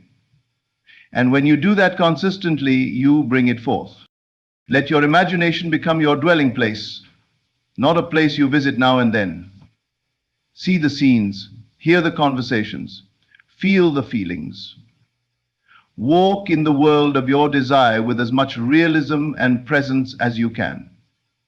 The more often you go there, the more familiar it becomes. And when it becomes familiar, it becomes natural. And what is natural for you becomes inevitable in the outer world. Most people let the senses dictate their beliefs, but those who persist in imagination reverse that process. They let their inner assumptions dictate what they will experience with the senses. They create from the inside out. This is not arrogance. It is alignment with the creative law. You are not waiting for proof. You are generating it. Even when nothing seems to be happening, even when you feel stuck or tired or discouraged, your persistence is doing the work. You are planting seeds, and though you may not see the growth above the ground, the roots are taking hold. Keep watering them, keep trusting. The harvest must come. Not because you begged for it, but because you became the version of yourself for whom the harvest is a natural outcome. If you imagine wealth but continue to feel poor, then you are persisting in poverty. If you imagine love but continue to feel unworthy, then you are persisting in loneliness. Your emotional allegiance reveals your true dwelling place. So do not just say the words. Feel them. Live them.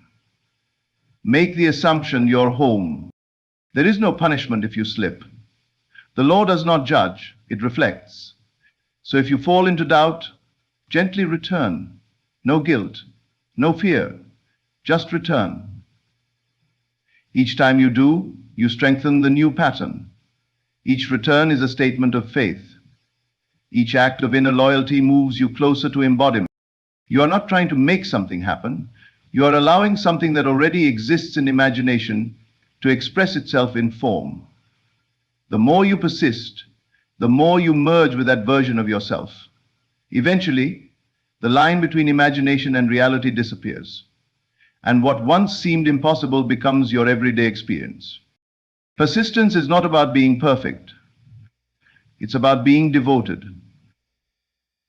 Devoted to your inner truth. Devoted to your vision. Devoted to the feeling of what it means to already have it. And the more you persist, the more the world bends to match your conviction. Keep imagining, not with strain but with joy. Keep returning to the end, not out of desperation, but out of love. Keep saturating your mind with the reality you choose, because what you consistently accept as true within must eventually be seen without. Not by chance, not by hope, but by the law of assumption faithfully applied. Relax and stop chasing it. The very act of chasing something implies that it is running away from you. It suggests that what you desire is far from your grasp, that it must be pursued with urgency, with strain, with effort. But nothing could be further from the truth. What you seek is already yours. The problem is not in its availability, it is in your state of being. The chase only prolongs the distance between you and your desire because you declare with every anxious step, "It is not mine yet." That declaration is a command, and the world listens to it with unwavering loyalty. To relax is not to give up. To relax is to accept. It is to allow what is yours to come, not through force, not through desperate striving, but through inner certainty. When you close your eyes and feel the wish fulfilled, when you dwell in the assumption that all you desire is already fact, you stop running. You become still. And in that stillness, you begin to radiate the signal that calls it to you. You were not created to chase life. Life was designed to respond to your inner world. When your soul is calm, when your mind is at peace, when you dwell in the end as if it were already so, Life organizes itself to reflect your state. That's the secret. The universe reflects your innermost assumptions, not your words, not your effort, not your chase, but your belief in the unseen. The world bends to the shape of your inner world. To relax means to trust. To stop chasing means to believe that what you have imagined is already moving toward you.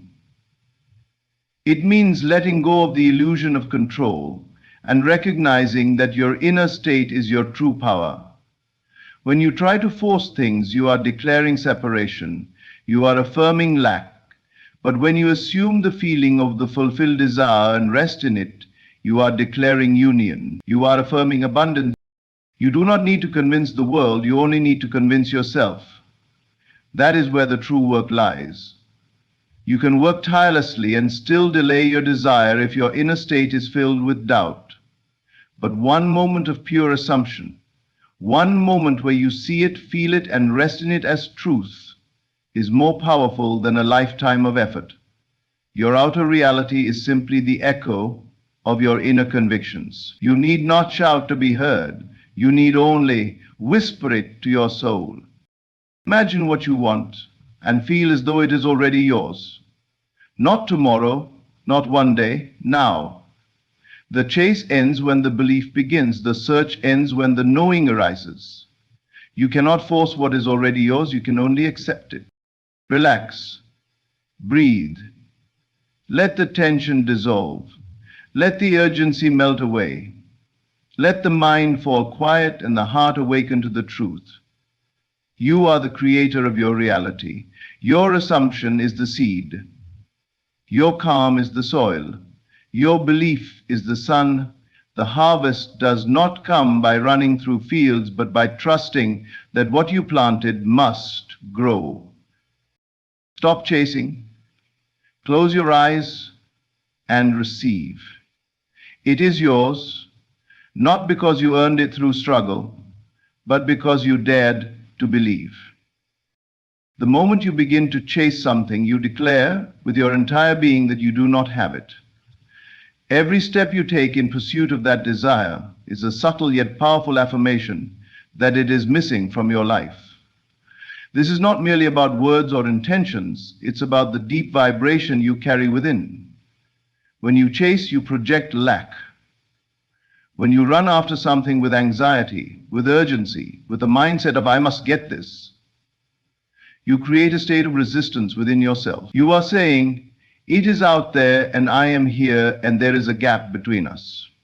That gap, that perceived distance, becomes the very wall that keeps your desire from flowing effortlessly into your life. People often misunderstand this. They believe that hard pursuit is proof of desire. They believe that relentless action is the only way to make something real. But in spiritual truth, chasing is not the path to receiving. In fact, chasing is the clearest sign that you have not yet accepted your desire as yours. It is the denial of fulfillment, not the affirmation of it. The universe is not compelled by how badly you want something. It is moved by how deeply you believe it is already yours.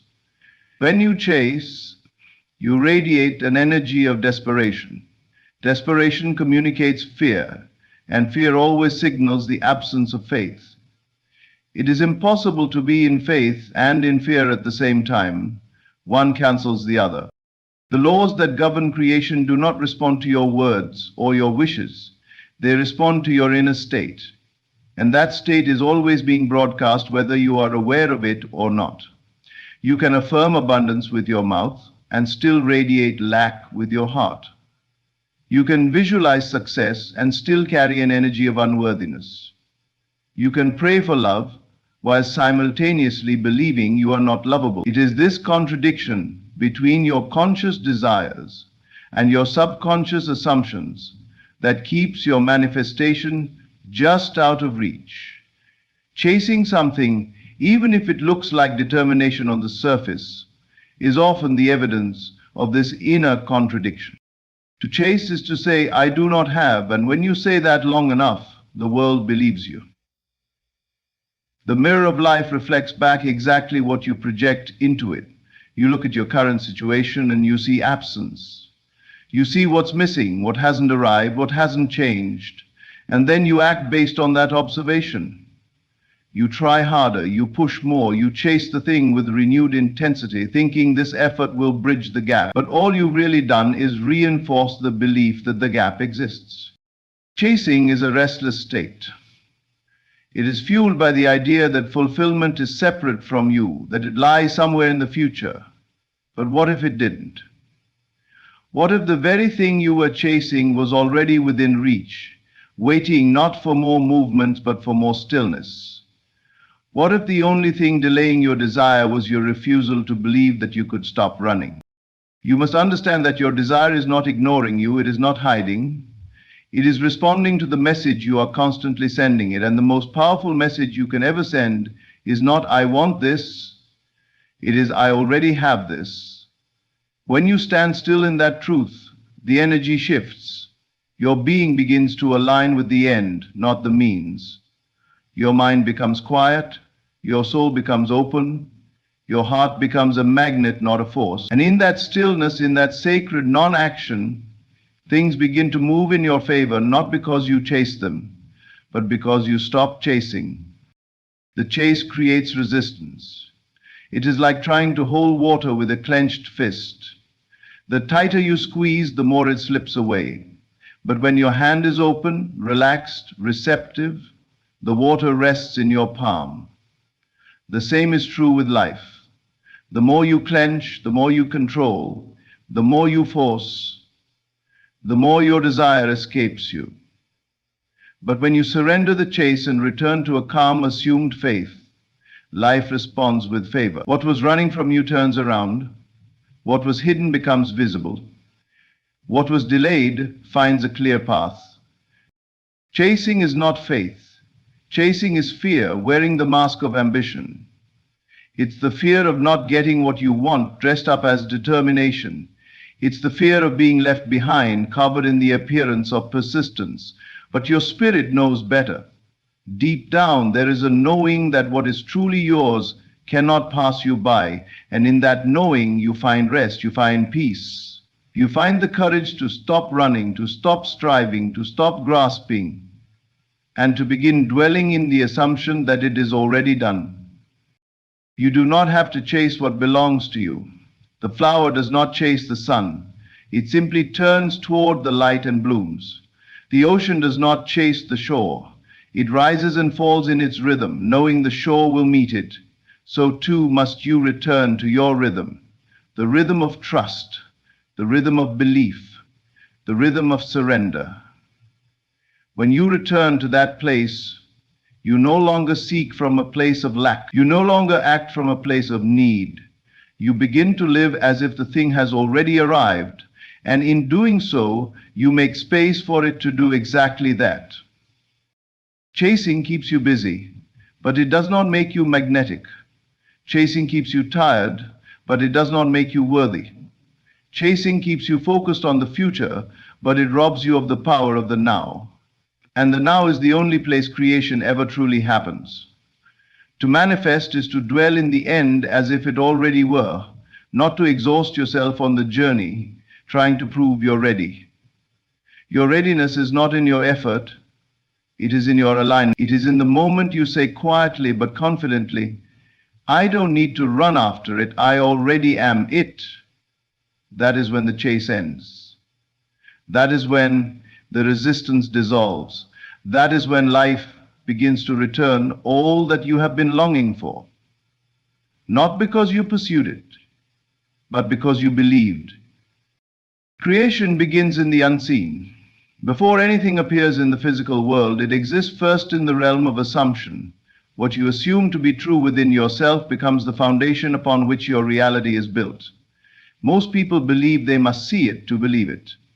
But in truth, it is belief that makes the seeing possible. The creative act is not a matter of waiting for something to show up and then responding to it. It is the inner declaration, the silent conviction that it is already so, even when all evidence says otherwise. That is the secret most miss. Assumption is not a wish, it is a knowing. It is the deliberate act of accepting something as true within, long before the world has caught up. When you assume something, you are not asking for permission, you are not negotiating with reality. You are deciding, you are stepping into a state where the desire is no longer a desire, it is an experienced fact in your consciousness. And once it becomes real there, it must express itself outwardly. The outer world is nothing more than a mirror of the inner state. It reflects back not what you want, not what you hope for, but what you believe to be true about yourself and your life. People spend so much time trying to change their external world without realizing that the source of change is always internal. They work harder, push more, chase endlessly, and still remain stuck because the foundation of their effort is built on a shaky assumption that they do not yet have what they want. That assumption poisons every action. It colors every step with lack, with fear, with contradiction. And the universe responds to that contradiction by delivering more of the same. It does not discriminate between good or bad, wanted or unwanted. It simply reflects the seed planted in the soil of consciousness. To live in assumption is to live as if the end has already come. It is to walk, speak, think, and feel from the state of completion.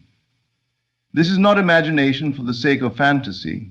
It is imagination as a spiritual tool, a creative force that brings forth what is real but not yet visible. The world around you bends to the shape of your imagination, but only when that imagination is believed, assumed, embodied. If you imagine something and then doubt it immediately, you cancel the creation before it can take form. But if you imagine and then continue in that assumption, quietly, steadily, faithfully, you become a magnet for the fulfillment of that vision. Assumption is the bridge between desire and manifestation. It is not enough to want. It is not enough to dream. You must become the version of yourself who already has it.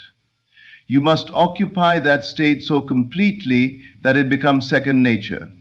That's when the shift happens. Not because the world changed, but because you did. The world is always reacting to your identity, not your struggle. When you identify as the one who already possesses the thing you desire, you send a signal that is unmistakable. That signal is what life responds to. It is not loud, it is not frantic, it is still, and yet it moves mountains. People misunderstand assumption as denial. They say, but how can I say I have it when I clearly don't? The answer is simple.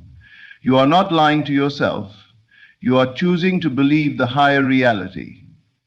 You are choosing to step into the divine truth that all things exist now, and your consciousness is the key that unlocks them. Time is not the barrier, belief is. When you assume, you collapse the time it would take to reach the goal. You bring the end into the present. You experience the joy now, the love now, the wealth now, the healing now. And because you experience it now, life has no choice but to align itself with your new state. You can measure the effectiveness of your assumption not by how quickly things appear, but by how natural the assumption feels. If it still feels like pretending, then the state has not yet been fully accepted. But if it feels normal, if it feels like home, then you have entered the state that will inevitably bring about the desired outcome. The outer world cannot help but conform. It always conforms. The delay is never in the desire, it is in the assumption. The moment you shift, the world begins to rearrange. This is why you must guard your inner state more carefully than you guard anything else. It is your most sacred possession. It is the blueprint of your future. You must refuse to let fear rewrite it. You must not let doubt sabotage it. And most importantly, you must not let appearances deceive you into abandoning the truth you have assumed. The world may look unchanged at first. It may even seem to resist your assumption. But that is only the echo of the old state fading away. It has no power unless you feed it with renewed belief. Hold steady. Stay true. Let your assumption become so rooted within you that no outer circumstance can uproot it. The assumption is not a game, it is not a technique, it is a way of life. It is the quiet power that governs the unseen mechanics of your reality. Every great change begins with a silent shift within, not with noise, not with force, but with stillness and faith. You do not need anyone's permission to assume the life you want. You do not need signs or proof or validation. You need only the courage to believe in the invisible long enough for it to become visible. That is the essence of creation. That is the doorway through which all things enter. When you make assumption your dwelling place, not just your temporary hope, the impossible becomes ordinary. The distant becomes near. The desired becomes familiar. Life stops being something you chase and becomes something you allow. You walk differently, you speak differently, you breathe differently, and the world cannot help but notice. It begins to mirror your new state. Not because you forced it to, but because you finally stopped denying it. That is the moment when the shift becomes real. That is when the unseen becomes seen. Not by accident, but by law. Not by effort, but by assumption. Stillness is often misunderstood. To many it seems passive, like inaction or weakness. But stillness is the most powerful state a person can inhabit because it is rooted in complete confidence. When you are still, when your mind is at ease, when your soul is at rest, you are declaring to the universe that you already know, you already trust, you already believe. There is no need to panic, to scramble, or to force anything into place. Stillness says, I know it is done. And this knowing, this silent conviction is what makes you magnetic. It draws what you desire to you, because it confirms within that you are no longer lacking, no longer doubting, no longer questioning the outcome. Struggle, on the other hand, is a signal of separation. It is the external evidence of an internal conflict. You may be working hard, taking action and appearing determined, but underneath all that effort may lie fear. Fear that it won't happen. Fear that you're not worthy. Fear that you're running out of time. That fear is what keeps you locked in a cycle of striving, chasing, and grasping. And because the universe mirrors your state of being, it continues to give you more to chase, more to fear, more distance between you and the thing you want. There is a very fine line between inspired action and fearful effort. Inspired action flows from stillness. It is gentle, intuitive, and aligned. It doesn't feel forced. It feels like a natural extension of your inner belief.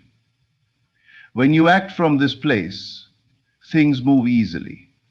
People respond favorably, and paths open with little resistance. But when your actions are born out of anxiety, when they come from a place of needing to fix, prove, or control, you'll find that no matter how hard you try, nothing seems to work.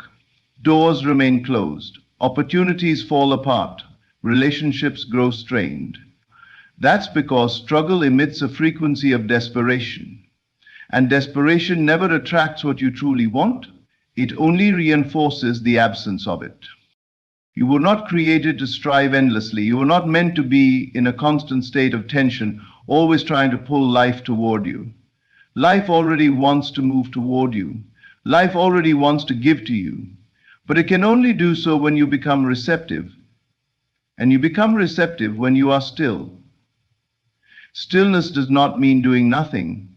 It means doing everything from a place of peace.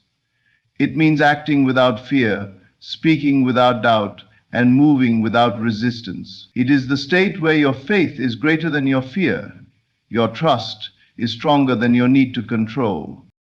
Many people are afraid of stillness because they equate it with laziness or stagnation. But the stillness that comes from inner alignment is far from idle. It is full of life, full of energy, full of power. It is the womb of creation. Just like the seed does not struggle to grow once planted, you too must trust that once your desire has been assumed, life will respond accordingly. The seed does not dig itself into the soil every day to make sure it's growing. It simply rests It abides. And in that quiet confidence, it draws to itself everything it needs. Light, warmth, nourishment, without force, without fear. When you are still within, even if the outer world appears chaotic, you remain grounded. You are not swayed by appearances. You do not panic when things seem slow or stagnant. You understand that the process is unfolding even if you cannot yet see it. You no longer beg the universe to hurry. You no longer demand signs. You no longer doubt because things look the same. You rest in the knowing that your assumption is creating and in due time it will manifest. The quietest moment often carries the greatest power. You do not need to push for things to happen. You need only to prepare yourself inwardly. If you are not receiving what you desire, it is not because you have not worked hard enough. It is because there is still some part of you that does not believe it is yours. That disbelief creates noise. It creates friction. It creates delay. Stillness clears the way. It allows you to connect with the version of you who already has it. And once you become that version, once you think, speak, act, and feel from that state, you magnetize everything aligned with it. Stillness is not the absence of movement. It is the presence of certainty. And certainty is the language the universe responds to. When you are certain, your energy shifts. Your frequency rises. You begin to attract from a place of fullness, not need. People sense it. Circumstances align with it. Opportunities gravitate toward it. You do not have to explain yourself.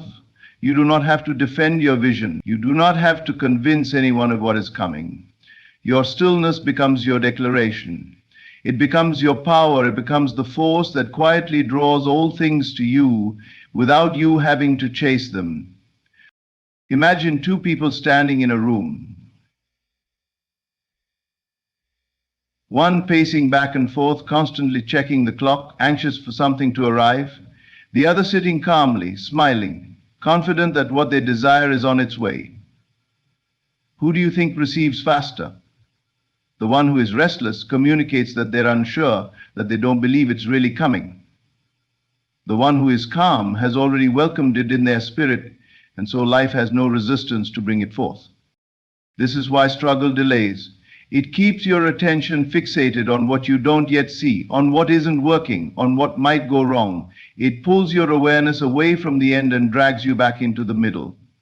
But stillness anchors you in the end. Stillness lets you taste the outcome before it arrives. It is a rehearsal of the desired future, not a declaration that something greater is already unfolding. You must train yourself to find peace in the invisible, to become still, not only when things look good, but especially when they don't. That is where your true power is tested. That is where your faith becomes more than words. It becomes embodiment. When you can be still while the world is noisy, when you can hold your center while circumstances swirl around you, you have stepped into mastery. And from that place, you no longer attract what you fear, you attract what you are. You no longer live in reaction, you live in creation. You become the calm in the storm, the quiet center of a moving world, and everything begins to orbit around your stillness. Your inner state is the origin of everything that unfolds in your external world. It is not merely a background feeling or a fleeting emotion. It is the silent architect of your life's experiences. People look to circumstances, to other people, to luck or timing to explain the condition of their lives. But the real explanation is always within. The thoughts you consistently entertain, the feelings you allow to settle into your heart, the beliefs you hold about who you are and what you deserve, these are the blueprints from which your world is built. The outer reality is nothing more than a mirror, reflecting back the contents of your inner world. Many fail to grasp the power of their internal state because they are conditioned to believe that reality is fixed, that it is something to react to rather than something they create. They say, I feel poor because I am poor, Or I feel lonely because no one loves me, not realizing that the feeling came first. The state of poverty, of loneliness, of lack, it was born, not from the world, but from within the self. And once accepted as truth, it began to express itself outwardly, forming events, drawing people, and shaping environments to match that inner conviction. You do not attract what you want, you attract what you are. You attract the sum total of your dominant thoughts, emotions, and assumptions. This is why change does not begin on the outside. You cannot decorate the surface of your life with temporary improvements while ignoring the chaos that rages within. Eventually, the outer world will crack and crumble to reflect the unrest you never addressed. If you want peace in your life, you must become peace. If you want love, you must become love. If you want success, you must see yourself as successful before any external marker arrives. The world cannot give you what you do not first give to yourself through the belief in its presence. This is not about pretending. It is not about ignoring difficulties or playing make-believe. It is about shifting identity. It is about choosing a new state of consciousness and dwelling in it until it becomes your new normal. Your inner state is not something static. It is fluid, and it responds to your focus. The more you give attention to fear, the more fearful you become. The more you dwell in gratitude, the more your world begins to expand with blessing. This is not coincidence, it is law. What you focus on expands, and what you feel repeatedly becomes your reality. You may say the right words, take all the right actions, and still see no change because your inner state has not shifted. You still carry the vibration of lack, of doubt, of frustration, and so the world gives you more of the same. It listens not to what you say, but to what you are. You can't cheat this process. You cannot cover fear with fake confidence or speak abundance while your heart whispers poverty. The universe is precise. It responds with absolute clarity to the frequency you broadcast. And that frequency is set by your dominant state of being. If you want to change your life, the first step is not external action, it is internal alignment. You must become aware of what you are radiating. Are you constantly worried? Do you feel unworthy? Do you secretly expect things to go wrong?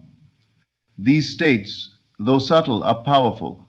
They sabotage your efforts not because life is against you, but because you are unknowingly reinforcing a story that is rooted in fear, and that story becomes the script by which your life plays out. If you wish to see a new story unfold, you must choose a new state to live from. This is why people can work hard for years and never move forward. Their effort is genuine, their desire is strong, but their inner state has not changed. They still believe that what they want is far away. They still feel like they are not enough. And so life mirrors that belief. Nothing shifts until the inner climate shifts. That is the secret of transformation. Not in the hustle, but in the harmony within. When you align your inner state with the outcome you desire, you begin to live from the end rather than striving toward it. You no longer say, "One day I will be," but rather, "I already am." And that shift changes everything. You feel different, you speak differently, you make decisions from a place of power rather than fear. The people around you sense the difference. Opportunities begin to come not because you chased them, but because you have become the kind of person they are drawn to. Your inner state is your true identity. It is the version of you that the world responds to. You cannot fool the mirror. If you look into it with sadness in your eyes and a smile on your face, the reflection will still show the sadness. Likewise, if you try to project confidence while harboring insecurity, the energy will betray you. The only way to change the reflection is to change what is standing before it. The only way to change your life is to change your inner state. This is the spiritual technology that governs creation. It is not mystical in the sense of being unknowable. It is mystical because it is invisible, yet more powerful than anything you can touch. When you take the time to cultivate a new inner reality, everything else begins to follow. Not immediately, perhaps, not in ways you might expect, but inevitably, consistently, and always in alignment with who you have decided to become on the inside. There is no power in begging the world to change. There is no strength in trying to control people or events or circumstances. The real power lies in mastering the self, in choosing joy when fear is loud, in holding peace when the storm rages, in believing you are already blessed, even when the evidence has not yet appeared. That kind of faith, that kind of identity reshapes everything. And from that foundation, your outer world becomes a living echo of your inner truth. Not because you forced it, but because you finally remembered who you really are and allowed the world to reflect it. There is a difference between effort and faith.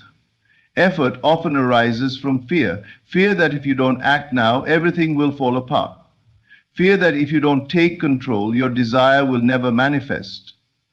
But faith is a quiet force. It does not rush.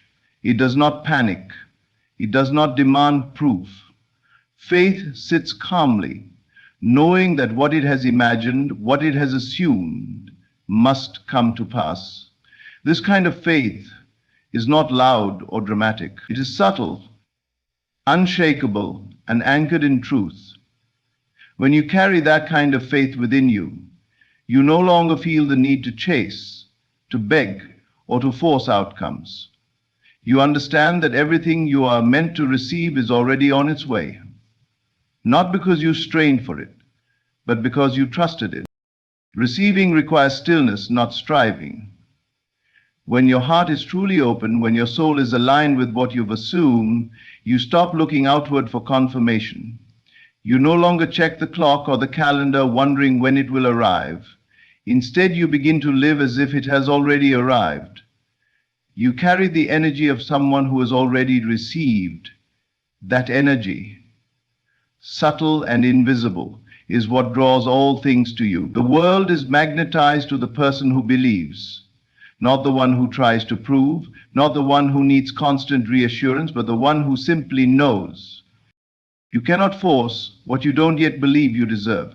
You may want it with every fiber of your being, but if you are constantly trying to push your way into it, you're silently admitting that it's not yours yet.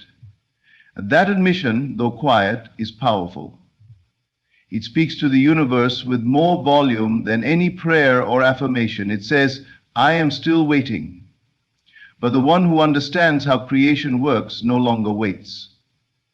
They prepare. They make room for it in their hearts, in their minds, in their lives.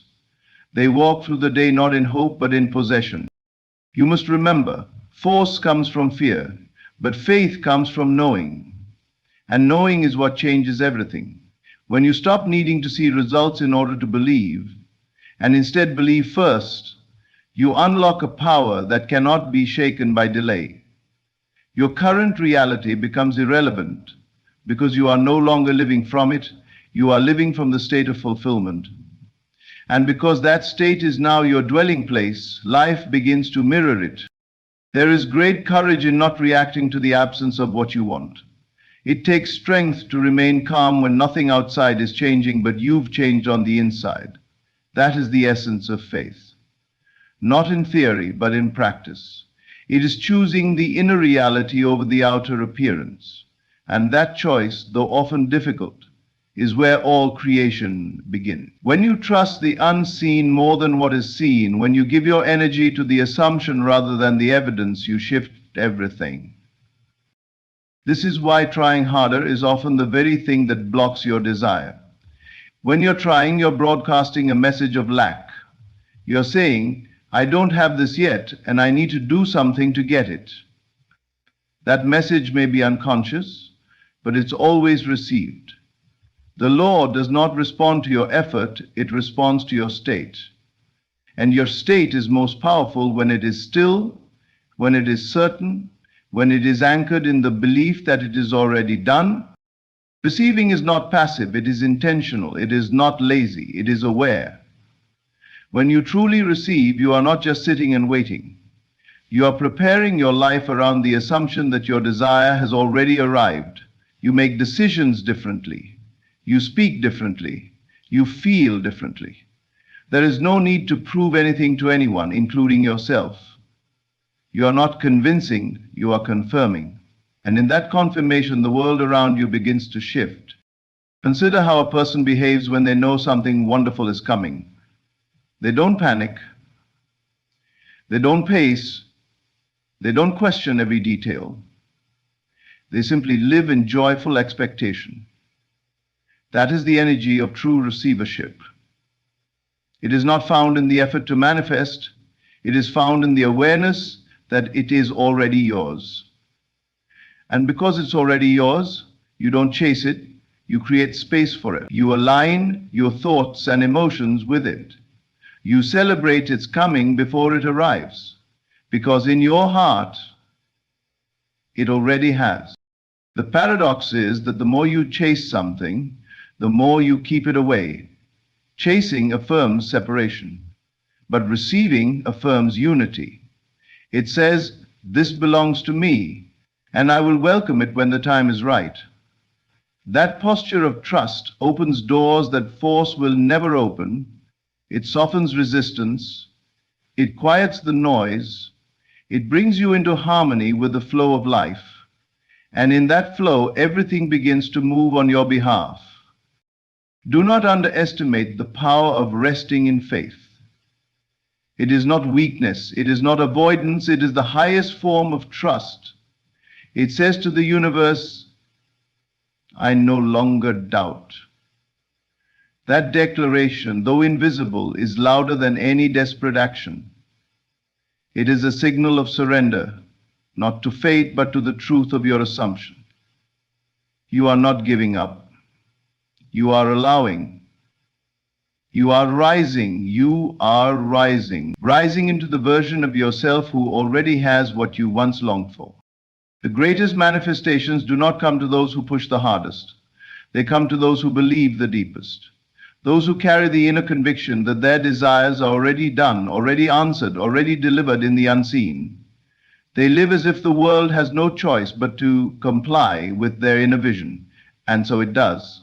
Not because they demanded it, but because they trusted it, because they let go of the need to chase, and in doing so, they created space to receive.